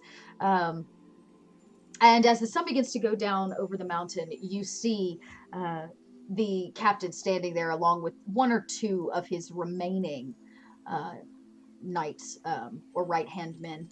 And Splinterstone speaks with them in like a deep-rooted voice, but you can't quite make out what they say. Do you approach? Sure. If I don't see my Captain Butt Flap, I'll go to the one who looks like he has the most Right. authority. He's standing Whoever. with butt flap, so. Oh, perfect. Yeah. It looks like, yeah. Butt Flap. And this time when he turns to look at you, you realize he's lost an eye. Oh, God. He has I it don't wrapped hide it. crudely. Yeah, he goes, Ah. would you please not call me butt flap? Are And you sure? Because I can think of a lot funnier things to call. And a small, like, trail of blood ekes out from underneath his... And he goes, what? Why do you look at me like that? Splinterstone steps up and he says, this must be the halfling he has been the telling me halfling. about. Yep, that's me. Is it true that you rode in the wake of his army and watched him approach the pass? Yep, that's me. We owe you a great debt, halfling. Do you have a name? Ricky Thorngage. Well, Ricky Thorngage, what is it that brings you so quickly into my camp? Oh, right. Yes, this would be important. I just saw Taraj Mott get beaten and kidnapped and taken toward the swamp by 5 people in black clothes. It's so matter of fact. I know. No, it's funny. He goes, huh. And he breaks out into laughter and like claps butt flap on the shoulder. Careful, it's still kind of juicy. Yeah, oh, yeah, and he, I mean, they just get a roaring laugh out of the situation. He just goes, no, halfling, really.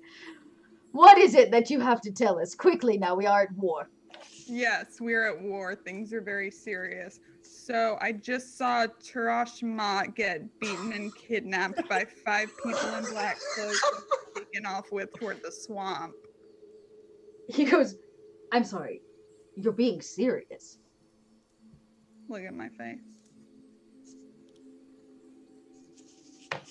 I don't know what to say. He looks to, I like that Captain Jack, Buttflat Jack, and Buttflat Jack, he looks at him and he says, does this mean his armies will go back to the peninsula? I don't know. What does this mean? I don't know. And about that time, you hear the thumb and drum of a second attack begin to move on the next 2 walls. Even in Tarash's absence, they still march. As we cut across the other side of the pass, Dren and Ural, you are back in battle. The order was given by your captain that we were to march once again at nightfall. As you got close down a second and third pass that was sure to lead you through, you once again found the stone walls blocking your pass. You fight for hours. And in the last stages of the night, when there are no more archers, there's barely anybody to fight. The last 30 men stand injured. Ricky, you watch from atop as you are assured that they will break through. You hear something from atop the hill. You see it. A silhouette in the night sky, lighted by the moon. An army of humans ride in on horses from Ulick. They sound an alarm as they ride in. Ahoo! They too play drums and the trumpets cover behind them. And you guys watch as they ride in around your walls and devastate what is left of Tarash's army. As Dren and Ural, you have no choice but to to run back to camp in the wake of all of this. The numbers surprise you, your captains, and you watch as your captain falls, as the 5 goblins around the fire fall. Yes? Yes, Ural. You say, No. yeah, yeah. And there are only a couple hundred of you left. And the horn sounds to retreat once again. When you arrive back at camp, only one of Tarash's right-hand men are standing there. He looks terribly worried. And he quickly pulls the both of you to the side. What I'm about to tell you is going to change everything. Okay. This war, our march, is done. Turash is missing. What do you mean missing? We were stationed outside his tent all night. He did not leave. He walks over to the tent and pulls it back. It is completely empty. The fire still burns in the center. Just a small one. What? When was this discovered? We were feared that he had fallen on the battlefield. We sent our scouts to search for his body. There is no sign of it. It doesn't make any sense. Turash has either deserted us or has been taken captive. He wouldn't desert us. Never. He's filled with a divine purpose. He looks as kind of the last grouping of soldiers, of orc soldiers and goblin soldiers, ride in off the battlefield into the safety of camp. They are haggard and warm. And he says, they cannot know. Of course. Those of us that are left, they will ravage this countryside. The only thing holding them together was Turash. We are to make them believe he is still inside this tent. Right. We can do that. But what next? Who leads us now? I have a mission for the two of you. And he hands over to Ural a flag, a white flag. You are to ride to the main wall and give up our surrender. Do you want us to give up? I want... What Yes? exactly do you think that our remaining forces will do when they see us surrender? The tribes will scatter. They will kill each other. They will not see it. We will lie to them and tell them that we are to regroup our numbers. We will pull back about 3 miles from here. You are to approach the humans. And you are to convene with them. We need them to understand the severity of the situation. This is not for us or for them. If the orc people find out that Turash is missing, there will be an uprising across all of Greyhawk that this world has never seen.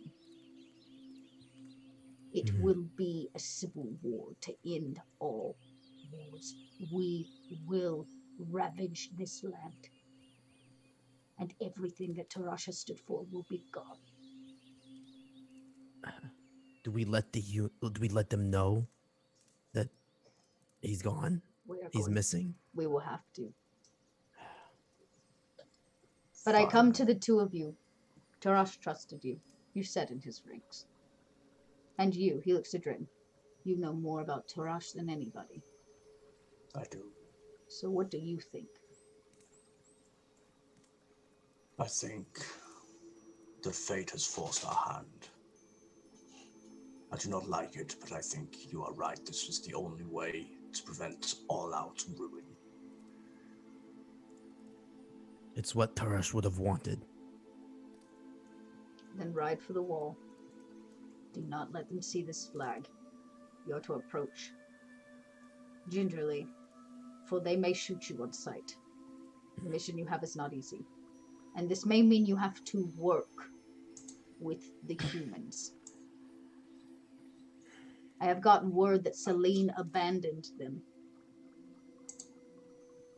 The Fae Queen herself chose not to send troops, so back up.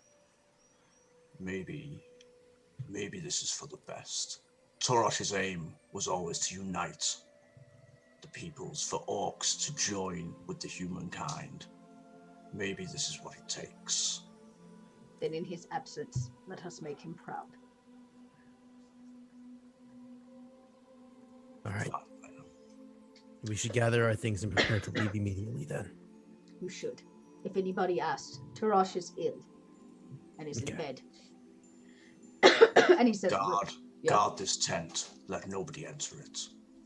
With my life. And you see that he already has 2 horses ready to go to have you ride for the wall.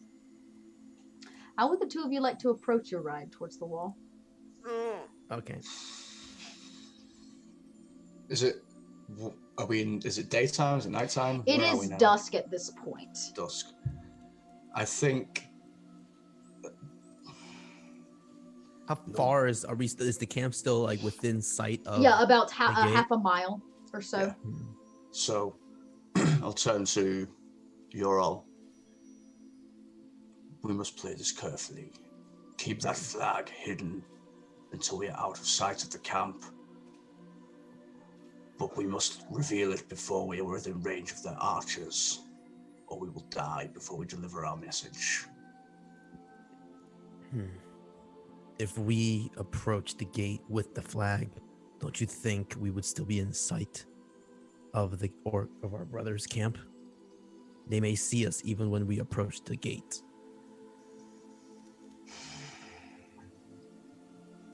I hide the flag. yeah. Oh. The flag, right? Let's put that away. Perhaps there is another route. Perhaps we can find a more subtle way to get close enough to the gate where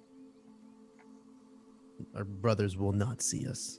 Do you happen to have a map of or anything that might help us? Would I have a map? I think possibly I might. Yeah, I would say so. If nothing else, you guys have both been on this battlefield now for almost 3 days. You have a general idea of where entrances and exits are. Can I go in the tent and see if Torosh had a map? He would definitely have a map. So go Turash on, would okay. definitely have had a map, and you can see his original plans, and you can tell where he got angry because he's already stabbed his dagger deep into the map and ripped it. Temper. Yeah. Cool. So I guess we would kind of spend some time studying the map and picking out a route that leads us away from the camp and from visibility. Right. So Is you there any yeah. like forest line or tree line that goes like towards the gate where it's kind of yeah, to some degree. So if you guys look at the map that I've got up, you can see. So I'll number these. So this is gate 1. This was the second one built, and this was the third one built. Okay. 2 and 3 are significantly smaller, and in the terms of how many troops were lost and how many troops are guarding it, they're significantly less at those two pieces, those two locations. Yeah. Dren has spent a lot of time in Pacarel and spent a lot of time around the other races and knows like history and songs and things. Would there maybe be some kind of, I don't know, like a piece of music I could play that would indicate our coming in peace once we get closer? There is not only a drum rhythm, but there's also a horn that is sounded for surrender. Cool. I have a horn, so we could say, yeah, you know that there's like intention. a pitch or a note that is sounded for surrender. Cool. I can signal to them with my horn that we mean no harm, and hopefully they will parley with us. I hope we don't make too much noise with that horn then. We have to keep in mind. What if I'll go and find, is Stone Snarl still nearby? Yeah, he's the one that's actually going to be guarding the tent in your absence. Cool. So I'll go and speak to Stone Snarl and I'll explain our plan to him, and we come in peace, shoot to kill. Yeah. Captain Stone Snarl, we believe the safest way for us to approach without being killed is to signal our intent through song. We will need to ensure that it is not heard in the camp. Could you maybe rouse the troops in some way, have some kind of celebration under the auspices of raising morale so that it is louder here than it would normally be? I see. And so that any sound that carries would not be identified as us surrendering. He says, I will see what I can do. He kind of looks up at the sky and takes note of how high the moon is, and as the sun goes down, and he says, you have 30 minutes to... Then let us ride. And he says, I will rouse them. You will hear their shouts. Before I leave, I just want to grab whatever piece of cloth or like clothing around the tent and just kind of grab a handful, wrap it around my head to kind of try to hide it a little bit, Mm-hmm. and then throw another rag to Dren and Yeah. and say, "It's best we cover ourselves as much as possible." Agreed. And then I head out towards. After I throw it at him, I'm gonna just sort of walk towards the horse to get ready to mount and hoof off. Yeah. You guys ride, and we cut over to Ricky and Drisden, who you guys both have watch. The battle of the evening was not long spent. Once the humans arrived, they came with supplies, weapons, and well-equipped soldiers prepared for battle. And you guys had been left on wall number 3 for your watch. And you guys both sit there. You don't really know each other well, but Ricky, you've watched him as a blacksmith. He's very, very good. And he kept things healed as the last 3 days have been kind of strenuous and tough. And you guys sit, keeping watch at the top of this wall. I really thought I'd be out of here by now. Is this a game? To you? Thought you'd be out of here. No, I just thought I literally thought I'd be out of here by now. Run. No one's stopping you. That's a good point. It's just, the kid, and I point back at Carl. I think he would literally die without me. Hundreds more have. You're fun. This is fun. Yeah, I laugh at that. Just sorry, it's been a tough few days. Oh. I didn't battle like this in years.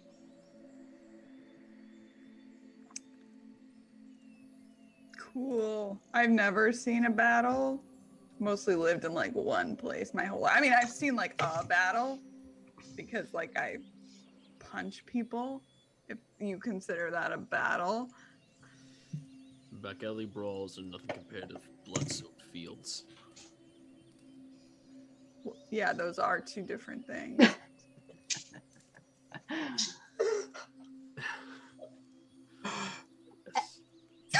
And as you guys have once again, man, this crew, you guys are just so charismatic. Court of conversation. I know you're so great. Yeah, battle We are sucks. all Yeah, I men and know. women of fear. You guys, you hear something off in the distance in the orc encampment, which you can't actually see from where you're at, but you can see the glow of the camp and fire. Something roars out, has gotten them excited. They roar! And I'm gonna have both of you make a perception check. Okay. Perfect. I'm terrible at that. Hey! I'm okay. It's not. Oh wait, that's deception. No, not deception, perception. Perception. Awesome. So you hear the calling out of all of the troops, but you don't see anything else. Ricky, it doesn't make sense for them to be so amped up this late in the night. Yeah, and you tune your night vision goggles in once more, and you see 2 soldiers, large in size, riding on horseback at full throttle towards your wall. And one of them sounds a horn, and your ear can barely make it out.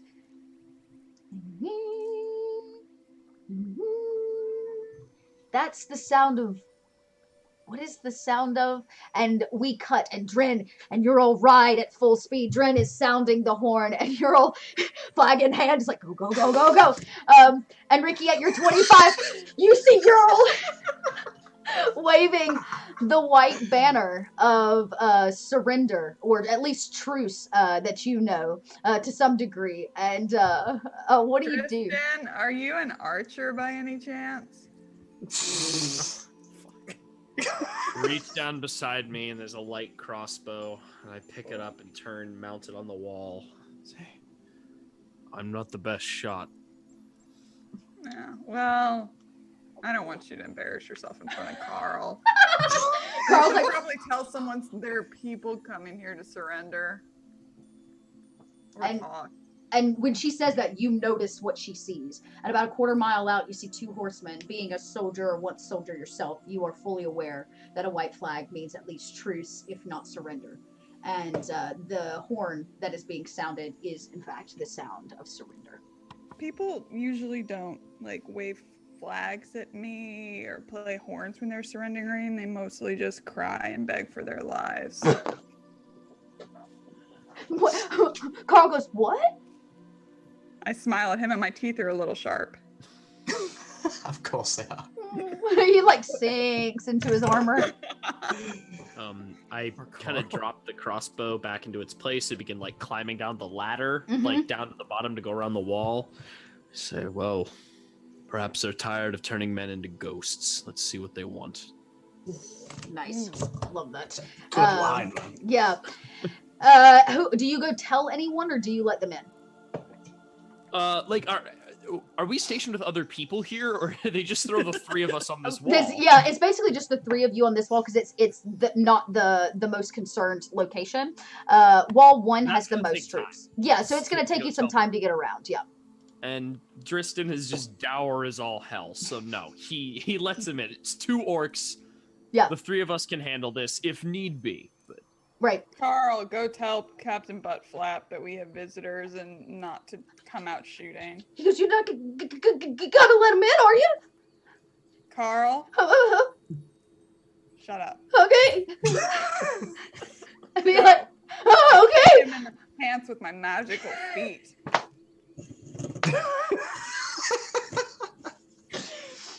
And you bump Carl in the ass as he turns around and he's like, oh! And he tears ass running. It's going to take him about 10 minutes probably to get there at full speed, but he does. You can hear the clattering of the armor that's too big on him as he runs down the stone path. It's I wouldn't say that there's like a major gate or anything. Really, it's there's a small stone area that slides in and out. It's like a giant stone that blocks it off. And I would say between the 2 of you, you are going to need to make a strength check. One of you can do it with advantage, but you are going to have to roll this giant stone away to let him in. It's not really meant to be an entryway, just a barrier. Cool. got it. I got a lot of that. Strength or athletics? I take either. If you want to take the proficiency, you could do the athletics roll. I do have proficiency in athletics. Perfect. And you got the help of Ricky as well with you, so you take that 24. And you guys deftly, with the last bit of strength that you have, roll this huge stone away. And Drin and Uriel, you guys see it. There stands a halfling and a human. Why are also, real quick, in Roll20, why are all my rolls separated?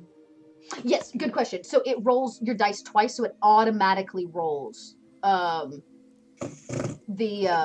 advantage, basically. So you always take the roll on the left, but if I say take it with advantage, you would take the higher of whichever two Got roll. it. I just have it Cool. auto roll the advantage, disadvantage. So yeah, so you rolled the 24 with advantage. So yeah, you guys watch as the stone kind of out of the way, and there stands this this halfling monk and this human. Cool. Which one looks like they might be the most in charge of the 2 of them? Neither of us. Looks like they're the most in charge. Yeah. Or, yeah, the expression on Ricky's face looks like she's the most in charge. Cool. Then I'll dismount and I'll turn to Ricky, the halfling, and I say, firstly, thank you for not shooting us down. I don't have any ranged weapons. That is fine, I suppose. We'll accept it. We'll take that. we bear a message and a warning of sorts. Please, may we speak to whoever is in charge here. Should we like ask them to like give us their weapons? How does this work? Yeah. Can we hold your weapons just to be, on the level? Of course. I'll hand her my rapier because my drum so big. isn't a weapon at first glance. Yeah. Yeah, sure. This is so big. I drop my shield, mace, javelin, a couple of daggers, some. Okay. Like Well, Arnie on the rooftop in Last Action Hero. yeah. Okay. We'll Do you just need help carrying that? no. Where's Carl when you need him? This is Carl's fault. We're just gonna leave this here. Nobody's gonna touch it, because Alright. otherwise I'll punch them. Yeah, you're able to move it at least inside the wall if you feel the necessity. Yeah, Like, yeah, drag yeah, it all on yeah. a shield or something into the interior of the wall. And about the time you get it settled, you hear the pitter patter of. He's coming. I think Carl might have asthma. And he goes, the captain is coming. The captain's coming. Breathe, boy. Yeah. And he says, Splinterstone's coming. Carl. Shut up. And he tries so hard to keep his breathing down, and sure enough, you see Splinterstone and Captain Jack round the corner, and they do ride on horseback right up to you. And when Captain Splinterstone steps down, he is significantly shorter than both of the orcs, and really the two humans that stand before him. And he says, "You come in peace, I assume." We do. I throw the white flag on the floor in front of them. It lands almost like a line between the two sides on the ground. And he says, "So?" We bear a message. Should we talk here? Would you like to talk elsewhere? He We will looks do this on your terms. He looks around and he says, "If it is simply a conversation you want to have, here is fine. But if That you is all. come bearing news, We do. Grave news. News that may change the face of Greyhawk as we know it. he looks over to his human companion, Captain Jack, and Butt Flapjack, and the two of them then eye over to Ricky and oh my god, Dristan. And Dristan? there we go. Okay. That's the word I'm trying to get out of my That mouth. may be my Blah Carl. blah I blah didn't blah. know. Dristan, and they eyeball the both of you as if to say what you are about to witness or hear is dire. And he says, "Well, we stand in this gully," and he looks up, and the mountainside is all that's on either side of you, and the wall. And he says, "If you tell us something that is meant to be private, nobody but us and the mountain will know." That is fine. You have won this battle. You know this. But I am afraid that Turash Mok has disappeared. Our people are not yet aware of this, but were they to find out, it would splinter and shatter the tribes. It would be carnage. The tribes would sack this land and all that lay around, and peace would be but a distant memory. We come both to warn you and to ask for your aid. As you say that, he doesn't look as surprised, I think, as you had expected. He says, "We had heard, thanks to one of our scouts, that Turash had disappeared." His eyes glance over to Ricky. "We have one that witnessed it." Way to rat me out. It's poker Do I, face. do I Yeah. notice him eyeing Ricky? Roll an insight.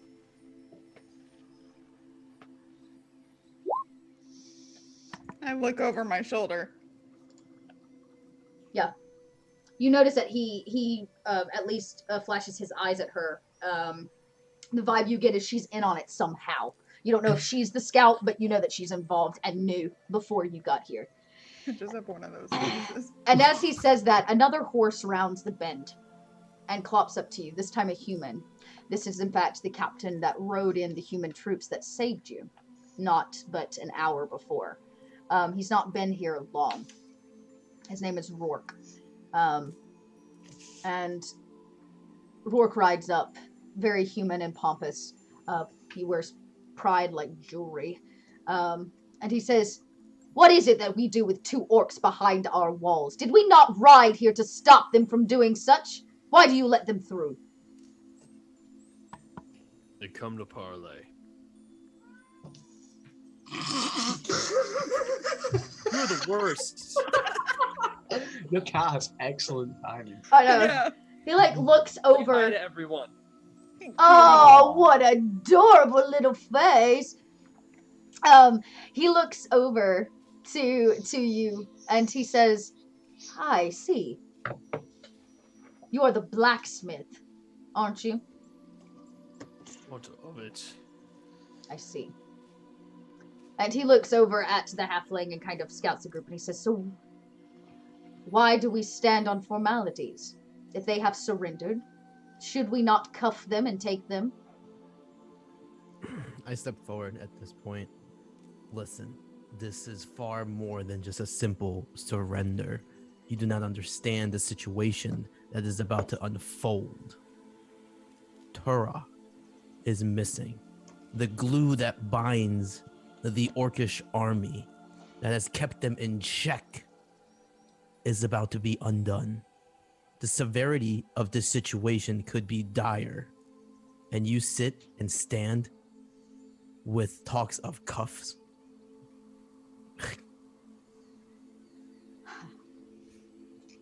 Orc, you speak with confidence. I speak with importance and priority. He says, "You are one of Turash's, aren't you? Learned." Standing up a little bit prideful. Yeah. He says, "Yeah, learned. What of it? Does knowledge." yes. Yes. He looks Perhaps. over to Splinterstone and he says, "Did you know this? That Turash was missing?" He nods in agreement. "My people rode here to stand for this pass, to in fact rid this land of your people. But He kind of Turok, like yeah, winces. yeah. And hearing that, kind of like, mother. Okay. Yeah, you kind of puff up, and he's like, "Calm yourself. I don't mean you harm." Maybe if you kept the insults to a minimum, this would go much smoother for everybody. I have lived among your people. I know your ways. There is no animosity from us here. He says, "This war separates us. And though we may have different wants from this war, the disappearance of Turash Mok is troubling."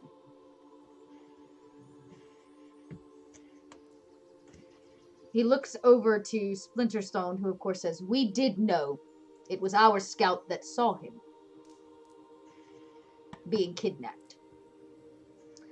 And he looks to you, Ricky, and he says, "What did you see?"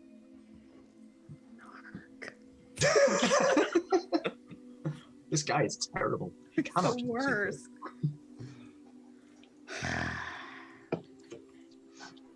I just would like to point out, like, wouldn't it be good for us if he stayed kidnapped? Hardly. Why? They fight because a king put a blade in their hand, same as the rest of us. But they have no loyalty to nation, they have loyalty to self. The second that king is gone, they think he abandoned them, they fight for a new king. Destroy themselves, march on further with a bigger war machine. Tristan, you're great. I like you. I know I don't seem like it, but I like you. Okay, let me do this again. No, don't laugh. This is not a joke. I don't tell jokes. So, I saw Turash Mok leave his tent, and then he walked away, and then he got eaten, kidnapped by 5 humanoid figures in black cloaks, and then dragged toward the swamp. As you finish that, Carl goes, "Yeah, what she say is true. I saw it with my own eyes. Put it, shove it." Carl?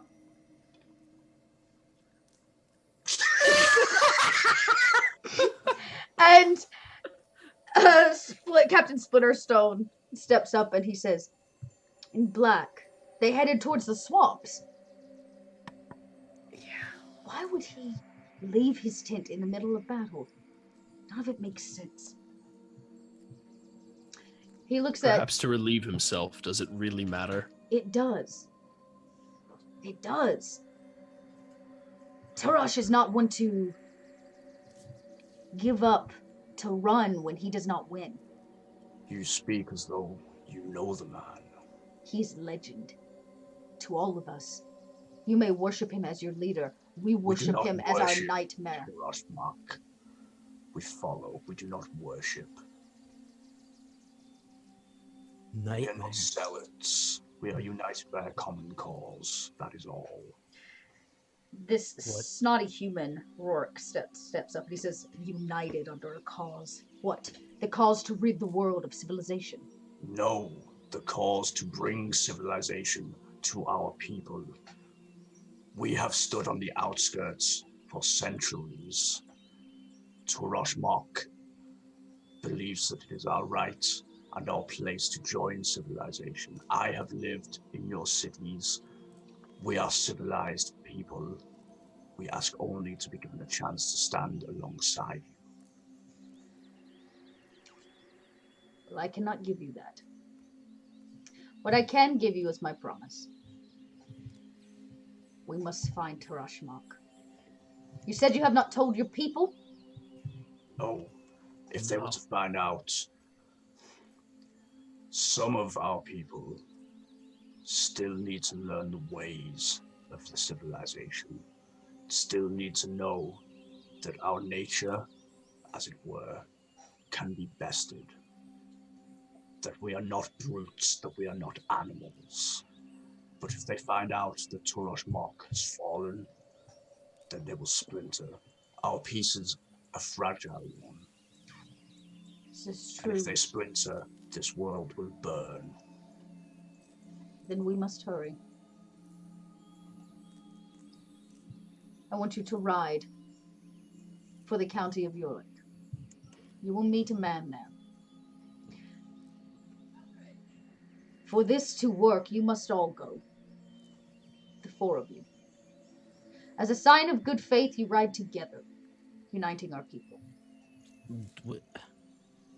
Does this man have a name? Yes, I'll get to that. But more importantly, the Fey Queen abandoned us. And he looks to both Ricky and to Dristan. And he says, I have never been fond of her, but Celine has always come to our aid.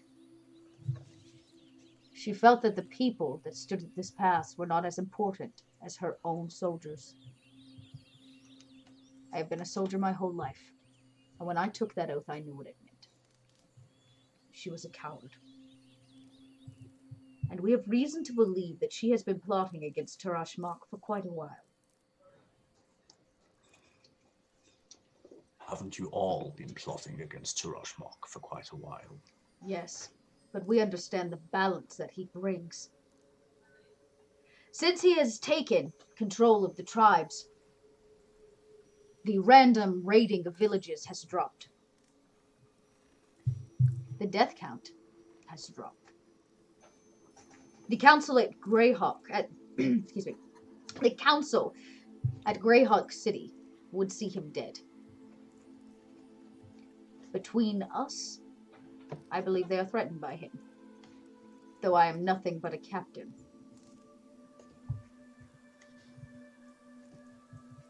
You must return him. We will stay our forces behind this wall, if you can assure that yours will not attack us. We'll put ourselves in a holding pattern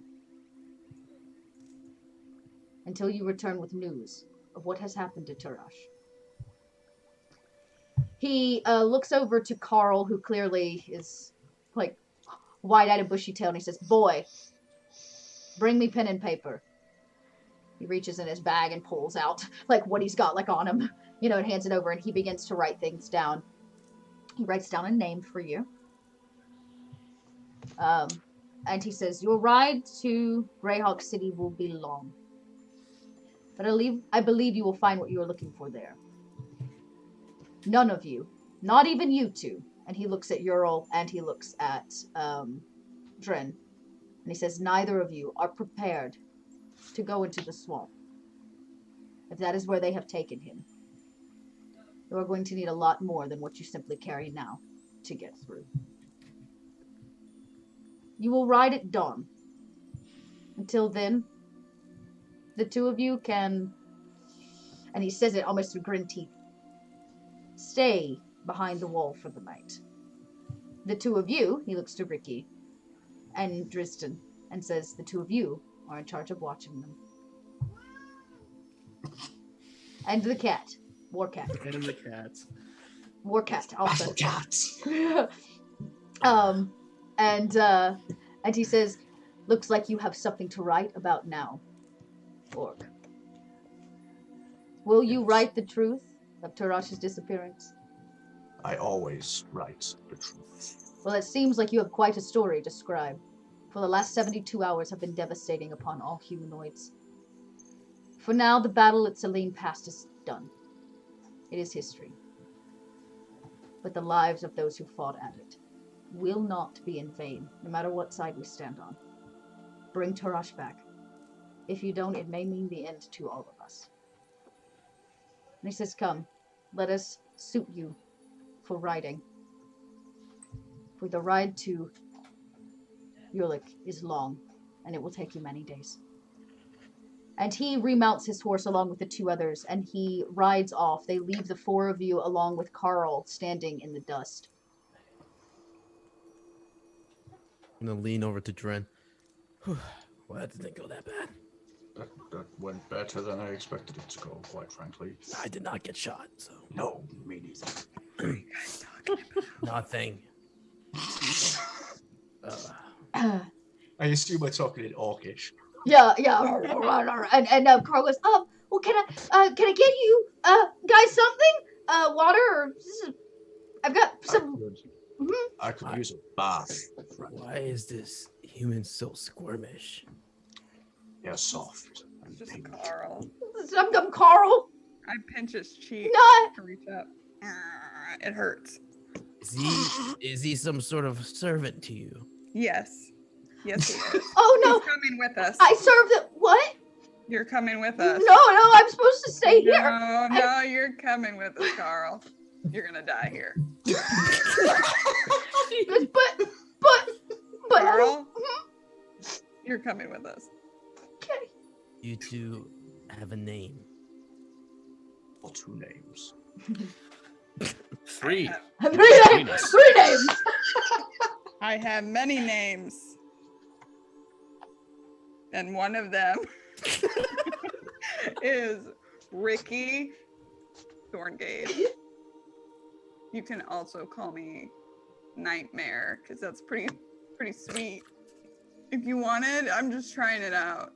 No, don't call me that. Call me Ricky. I think I think it sounds really scary. I smile at Carl with my sharp teeth. See, I lean kind of towards the halfling because she seems a bit more forthcoming than the blacksmith. Is this one the one you call Carl? Is he a little soft in the head? I don't It's like think so. Digging in his ear. Oh God, Carl. What?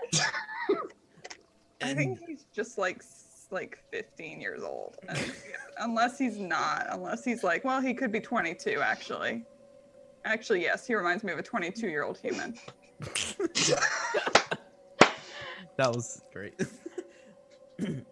And what of you needs?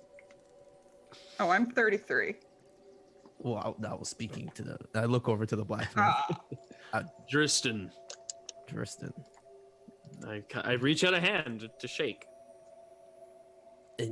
Interesting. I kind of follow through, not really knowing what to do. I kind of just grab his forearm and just Yeah, hold it still.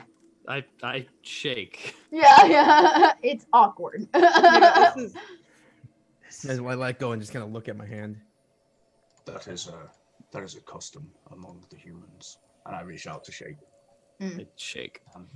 Ren. You may call me Dren. Nice. Appropriate to something to meet you. Do you want a fist bump? little fist bump. Yeah. You must be hungry. We don't leave till dawn. And I kind of climb back up the ladder and rummage through my pack, and I have cook's utensils that I'm proficient with. Yeah. So I'm gonna make people food Nice. because I don't know what else to do. Like, Gumbo. it's just like a moment of like, You this want is to be here awkward so and I don't know how to little. handle it. So I'm gonna make food because that's. He's very much a person who's like, I prefer work to small talk, so Mhm. I'm gonna find an excuse to go work right now, and that excuse is make food. Yeah, for sure. Yeah, we'll say since you're You're not even proficient. supposed to be here today. Right, yeah. It's like, mother of Fucker, all, of just- all oh. people. So you start cooking. You already had a kind of a fire going here at the base of the wall where both of you were kind of supposed to sit for the night, and take your turn. So that's already going. So you very quickly cook up a hot meal. Is it anything special or just a stew or broth of some kind? Based off what we've got, like it's not great, but it's food. Yeah. It's hot. That's it's nothing special. It's I don't have Right. anything special to make, but it's there. And it will fill you, and it will taste okay, and probably a little too salty. But you'd rather it be too salty than taste what it tastes like without the salt. He passes around hot stew. It's the four of you sit. Well, five of you if you count the shivering Ricky. I mean, Carl. You're the Ricky. He's the Carl. Around the fire, and the five of you share a hot meal together. For Carl's our Morty. basically, yeah.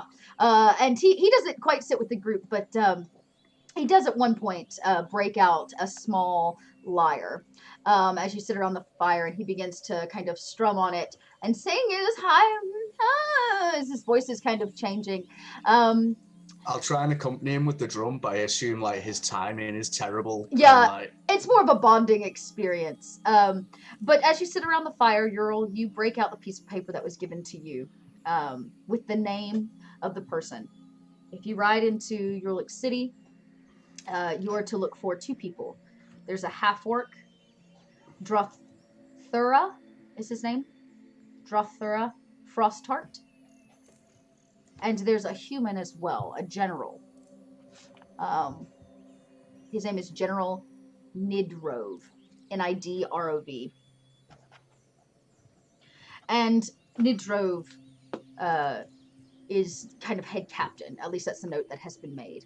You should be able to hand him this for your safe kind of delivery and protection. And the evening is quiet. The only thing that rings true around the fire are the off notes given by Carl and the strange drumbeat that accompanies it. As you all sit in silence and drink Oh, look a button. your hot stew, I guess we'll call it, or some kind of hot liquid. And you Salty porridge. salty porridge. You drink your salty porridge together, and you guys sit trying to warm your bones in the cool mountain air. The smell of death rids this valley, and the orc encampment itself lays quiet and silent in the night. All that meets you is your own music and the crackling sounds of a fire. The Battle of Selene Pass is done. Tarash is missing. And the balance of the orc people and their place in this world lies in your four hands.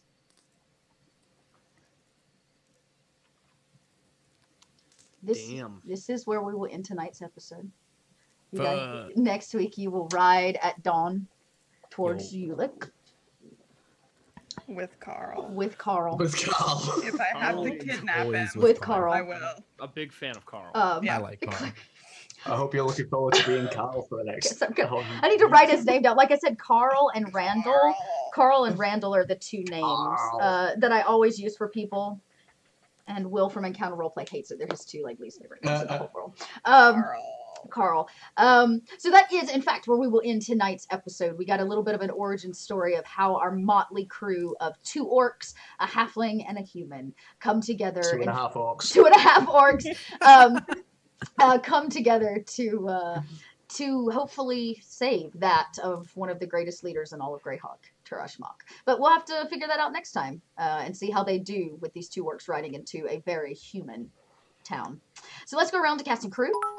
we are once again going to let you introduce yourself. And this time, tell us where we can find you online. And thank you guys out there for the subs, the cheers, the follows, and all the love that you've given us tonight. I know it was funny. They were telling me at the break it was a terribly stressful stream, supposedly. I heard from the opposite side. So actually, you know what?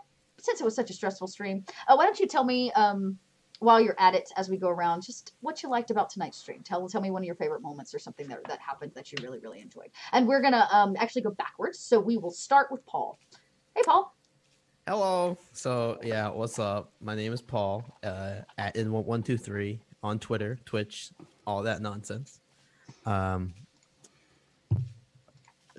This was super fun. I was extremely stressed out, but in a good, positive way. I've never roleplayed this orc before. That's not saying much since it's my third time roleplaying, but it was a lot of fun. I personally think. Sorry, my roommates are murdering each other. I personally think that the difficulty of kind of meshing the two cultures and having those awkward moments were a little awkward, but I think there was no other way to go about that situation other than just us four being awkward as fuck. And I loved it. That's good. I also love Carl. Hashtag hashtag save Carl. I'm gonna have to a lot. Yeah, very much. He's yours now. I'm excited to see like the character development with all four of us meshing together, because it definitely seems like everyone's very different in a specific way, and even the character interaction between Ricky and it's like Tristan. I want to say Tristan, but then I know there's a It's like in front of it. But with a D. Exactly. Just the interaction between you two just made me laugh, and I just can't wait. It's gonna be good. I can't wait. Bye. Yep. Awesome. Well, I like I said, I remember you broke my little DM heart when you told me it was the first time you had ever played D&D the first time. And I knew it. I was like, that's it. I'm roping you into something else, Paul. I appreciate it. Yeah. Really And I loved your energy. It's hard to find people that match my energy. And I thought you just like brought it to the table. So I'm really stoked that you got to do this campaign. And yeah, thanks for hanging in there. So we'll see you again next week. That's Salted Ginger. Oh, hi. I'm really a nice person in real life. Ask anyone. Hi, I'm Lauren. I'm That Salty Ginger over on the Twitters.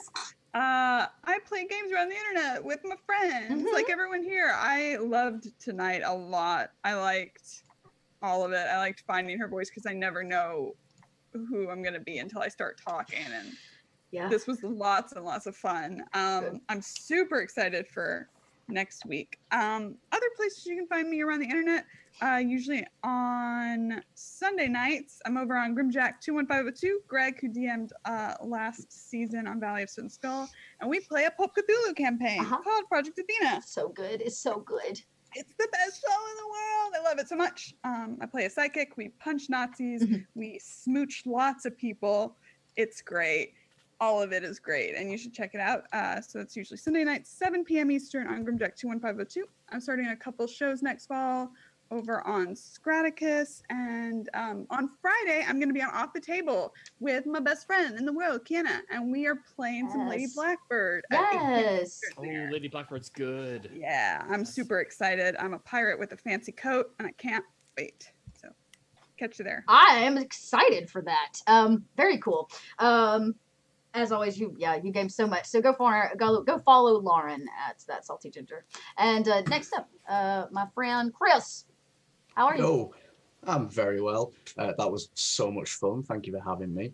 I am Chris, Pangalactic on Twitter. I run a D&D website called Loot the Room. I stream on Twitch. On Thursday nights, I'm on Encounter Roleplay with The Order, the viewer game. It's super fun. Potentially going to be another game on this channel coming up very soon, but I don't know for sure yet. I do loads of stuff and make music, all sorts of things. I'm allowed to drop a link in the chat, but I'll try and see what happens. Yeah, I really, really loved tonight. I usually DM, so playing as a player and doing one voice for a whole session is fucking horrifying for me. Every time I went to speak, I had to say Roshmar. Yeah. That's right. But yeah, super fun. I could have happily sat and watched Dristan's story for 3 whole hours. It was heartbreaking. And that intro just got me right in the feels. It was amazing. Yeah, thank you for having me. I can't wait to come back next week. It's going to be great. This story is already awesome. Well, I'm glad you had a good time. Yeah. You guys brought like your A game to the table with your characters too. Like I know everybody was like nervous, but I really dug your backstories, and you guys trusted me when I was like, we're gonna play an orc campaign. Nobody was like, no, we're not. So you guys were really great to like come to the table and like be open to my idea. So I really appreciate it. And you know, I love playing with you, Chris. So thanks for being at the table and letting me tell the story I've been sitting on for a while. And last but certainly not least, and one of probably my newest friends I got to meet at Gen Con this year, Scott. Yeah, that was fun. Cool. That was it was Gen Con was great. Yeah. We drank so much. I don't think tattooed? met you We sober, tattooed. so, like, we tattooed together. Wait, where is it? It's there. It's Yeah. hard to see. Yeah. I was like 10 minutes before you. Yeah. And then I think like that was the first time we met, and then like we just continually met like at bars the rest of the time. And then we got deep in a conversation insane. about indie gaming at one point, and I was like, well, we're best friends now. You talking indie games. I am Lauren Scott Peterson, so you'll know me as Scott on this stream to not have the confusion. You can find me on Twitter at DM_LSP, and you can also find me over at Nerds on a Roll, where I am the MC for a long-running Masks campaign that is about to wrap up. We got almost 40 episodes out, so if you want a backlog of some really cool teenage superhero indie gaming, check that out. But otherwise, follow me on Twitter, and you can see my random musings about indie games, and like rap and hip hop and stuff. It's weird. Indie games. My favorite moment from tonight, honestly, was like, is it like maybe kind of lame to be like, I got to play 5th edition like really for the first time. It was a lot of fun. Good. Interacting is just the dichotomy between Dristan and Ricky of like Ricky's deadpan snark and Dristan's just totally sad old man look on the world is just my favorite thing. The orcs have like some happiness to them, and these two are just like they actually have the hope in the group. Like the orcs are carrying the hope. The orcs have the charisma too. Yeah, I know. How did that happen? It's great. I'm really excited to see how that plays out. I'm stoked. I'm stoked for this whole thing. But that was probably my favorite moment. Just getting to Ricky's deadpan snark, and I mean, we all love Carl. We all love Carl. Who doesn't love Carl? Hashtag Carl. And you know what? Carl is in fact played by me, your DM, Chelsea. I did not know Carl was going to be such a hit. But You've so got what? DMPC now. But chat. First, before I introduce myself, thank you for being there, for shouting out fun things, for helping me name what do we call him, Butt Flap Jack. I am not, I wouldn't say a terribly serious DM. I love having you there and your input. So as this campaign continues every Saturday from now until Thanksgiving at 7 p.m. right here on the Greyhawks channel, I hope you show up and you get to add to the story. Sometimes I may toss out a question at you guys, but I want to know your favorite moment. So as I intro myself out, type in your favorite moment from today's game, and let's fill chat with a lot of good vibes. So I'm Little Red Dot. I am going to be DMing right here on Saturdays on the Greyhawk. Actually, on Saturdays before this, you can catch me over on the Roll For It network playing through a killer game of Vampire the Masquerade. We're 5 episodes in now, and I have simply fallen in love with that game. Like, just getting to be an evil vampire is so fulfilling. It's so fulfilling. Yeah. So you can check me out there right before it. And Saturday mornings, early in the AM, I play a group game of Stardew. So those are kind of some regular things. In addition to that, I play tabletop all throughout the week on many channels, including with the podcast North by Northwest. You can check out our regular release every Wednesday. You can check me out on Nerd Immersion's channel playing through the Princess of Apocalypse right now. We've been at that hard and fast for quite a while. And, you did it with Bucky, right? Yeah. That's how I met you. Yeah. That's how we met. That's how we met. Right. Hi, But Bucky. yeah. Bucky and I play together in that campaign. So you can check me out there every other Monday at 9. My Thursday nights, actually starting next week, will be filled with some Unmade Gaming. I'm really excited to go join their network. It'll be my first time, and we're going to be playing through a really cool like homebrew campaign called Island in the Sky. So lots of stuff coming to the fall. And actually, you know what? Tonight seems like a good time. I was going to announce it on Monday, but you know what? For all of you that came out and tuned in, because I was nervous as a DM, I'm going to give you a little sneak preview of something I'm bringing to my channel in the fall. Starting in October on Wednesday nights, you can tune in for Fate of the Anchorman. We'll be playing a 4-episode campaign set in the world of Anchorman. We'll be following a team, the production team for a Philadelphia news anchor room in the 70s, as their anchormen have gone missing, and they must find out the fate of their anchormen. So you can tune in. I'll have some more information coming on that, but you got a sneak preview right here of that happening. So more information to come on that. So thank you again for tuning in, for being a fan of Greyhawks. Give them all the love and all the hype, and we will be right back here next Saturday doing this again. I don't know if he has a cool sign-off or tagline, but we're excited to be here, and to wave you out tonight, we will do just that. Say bye, everybody. Okay, bye. Bye. Have a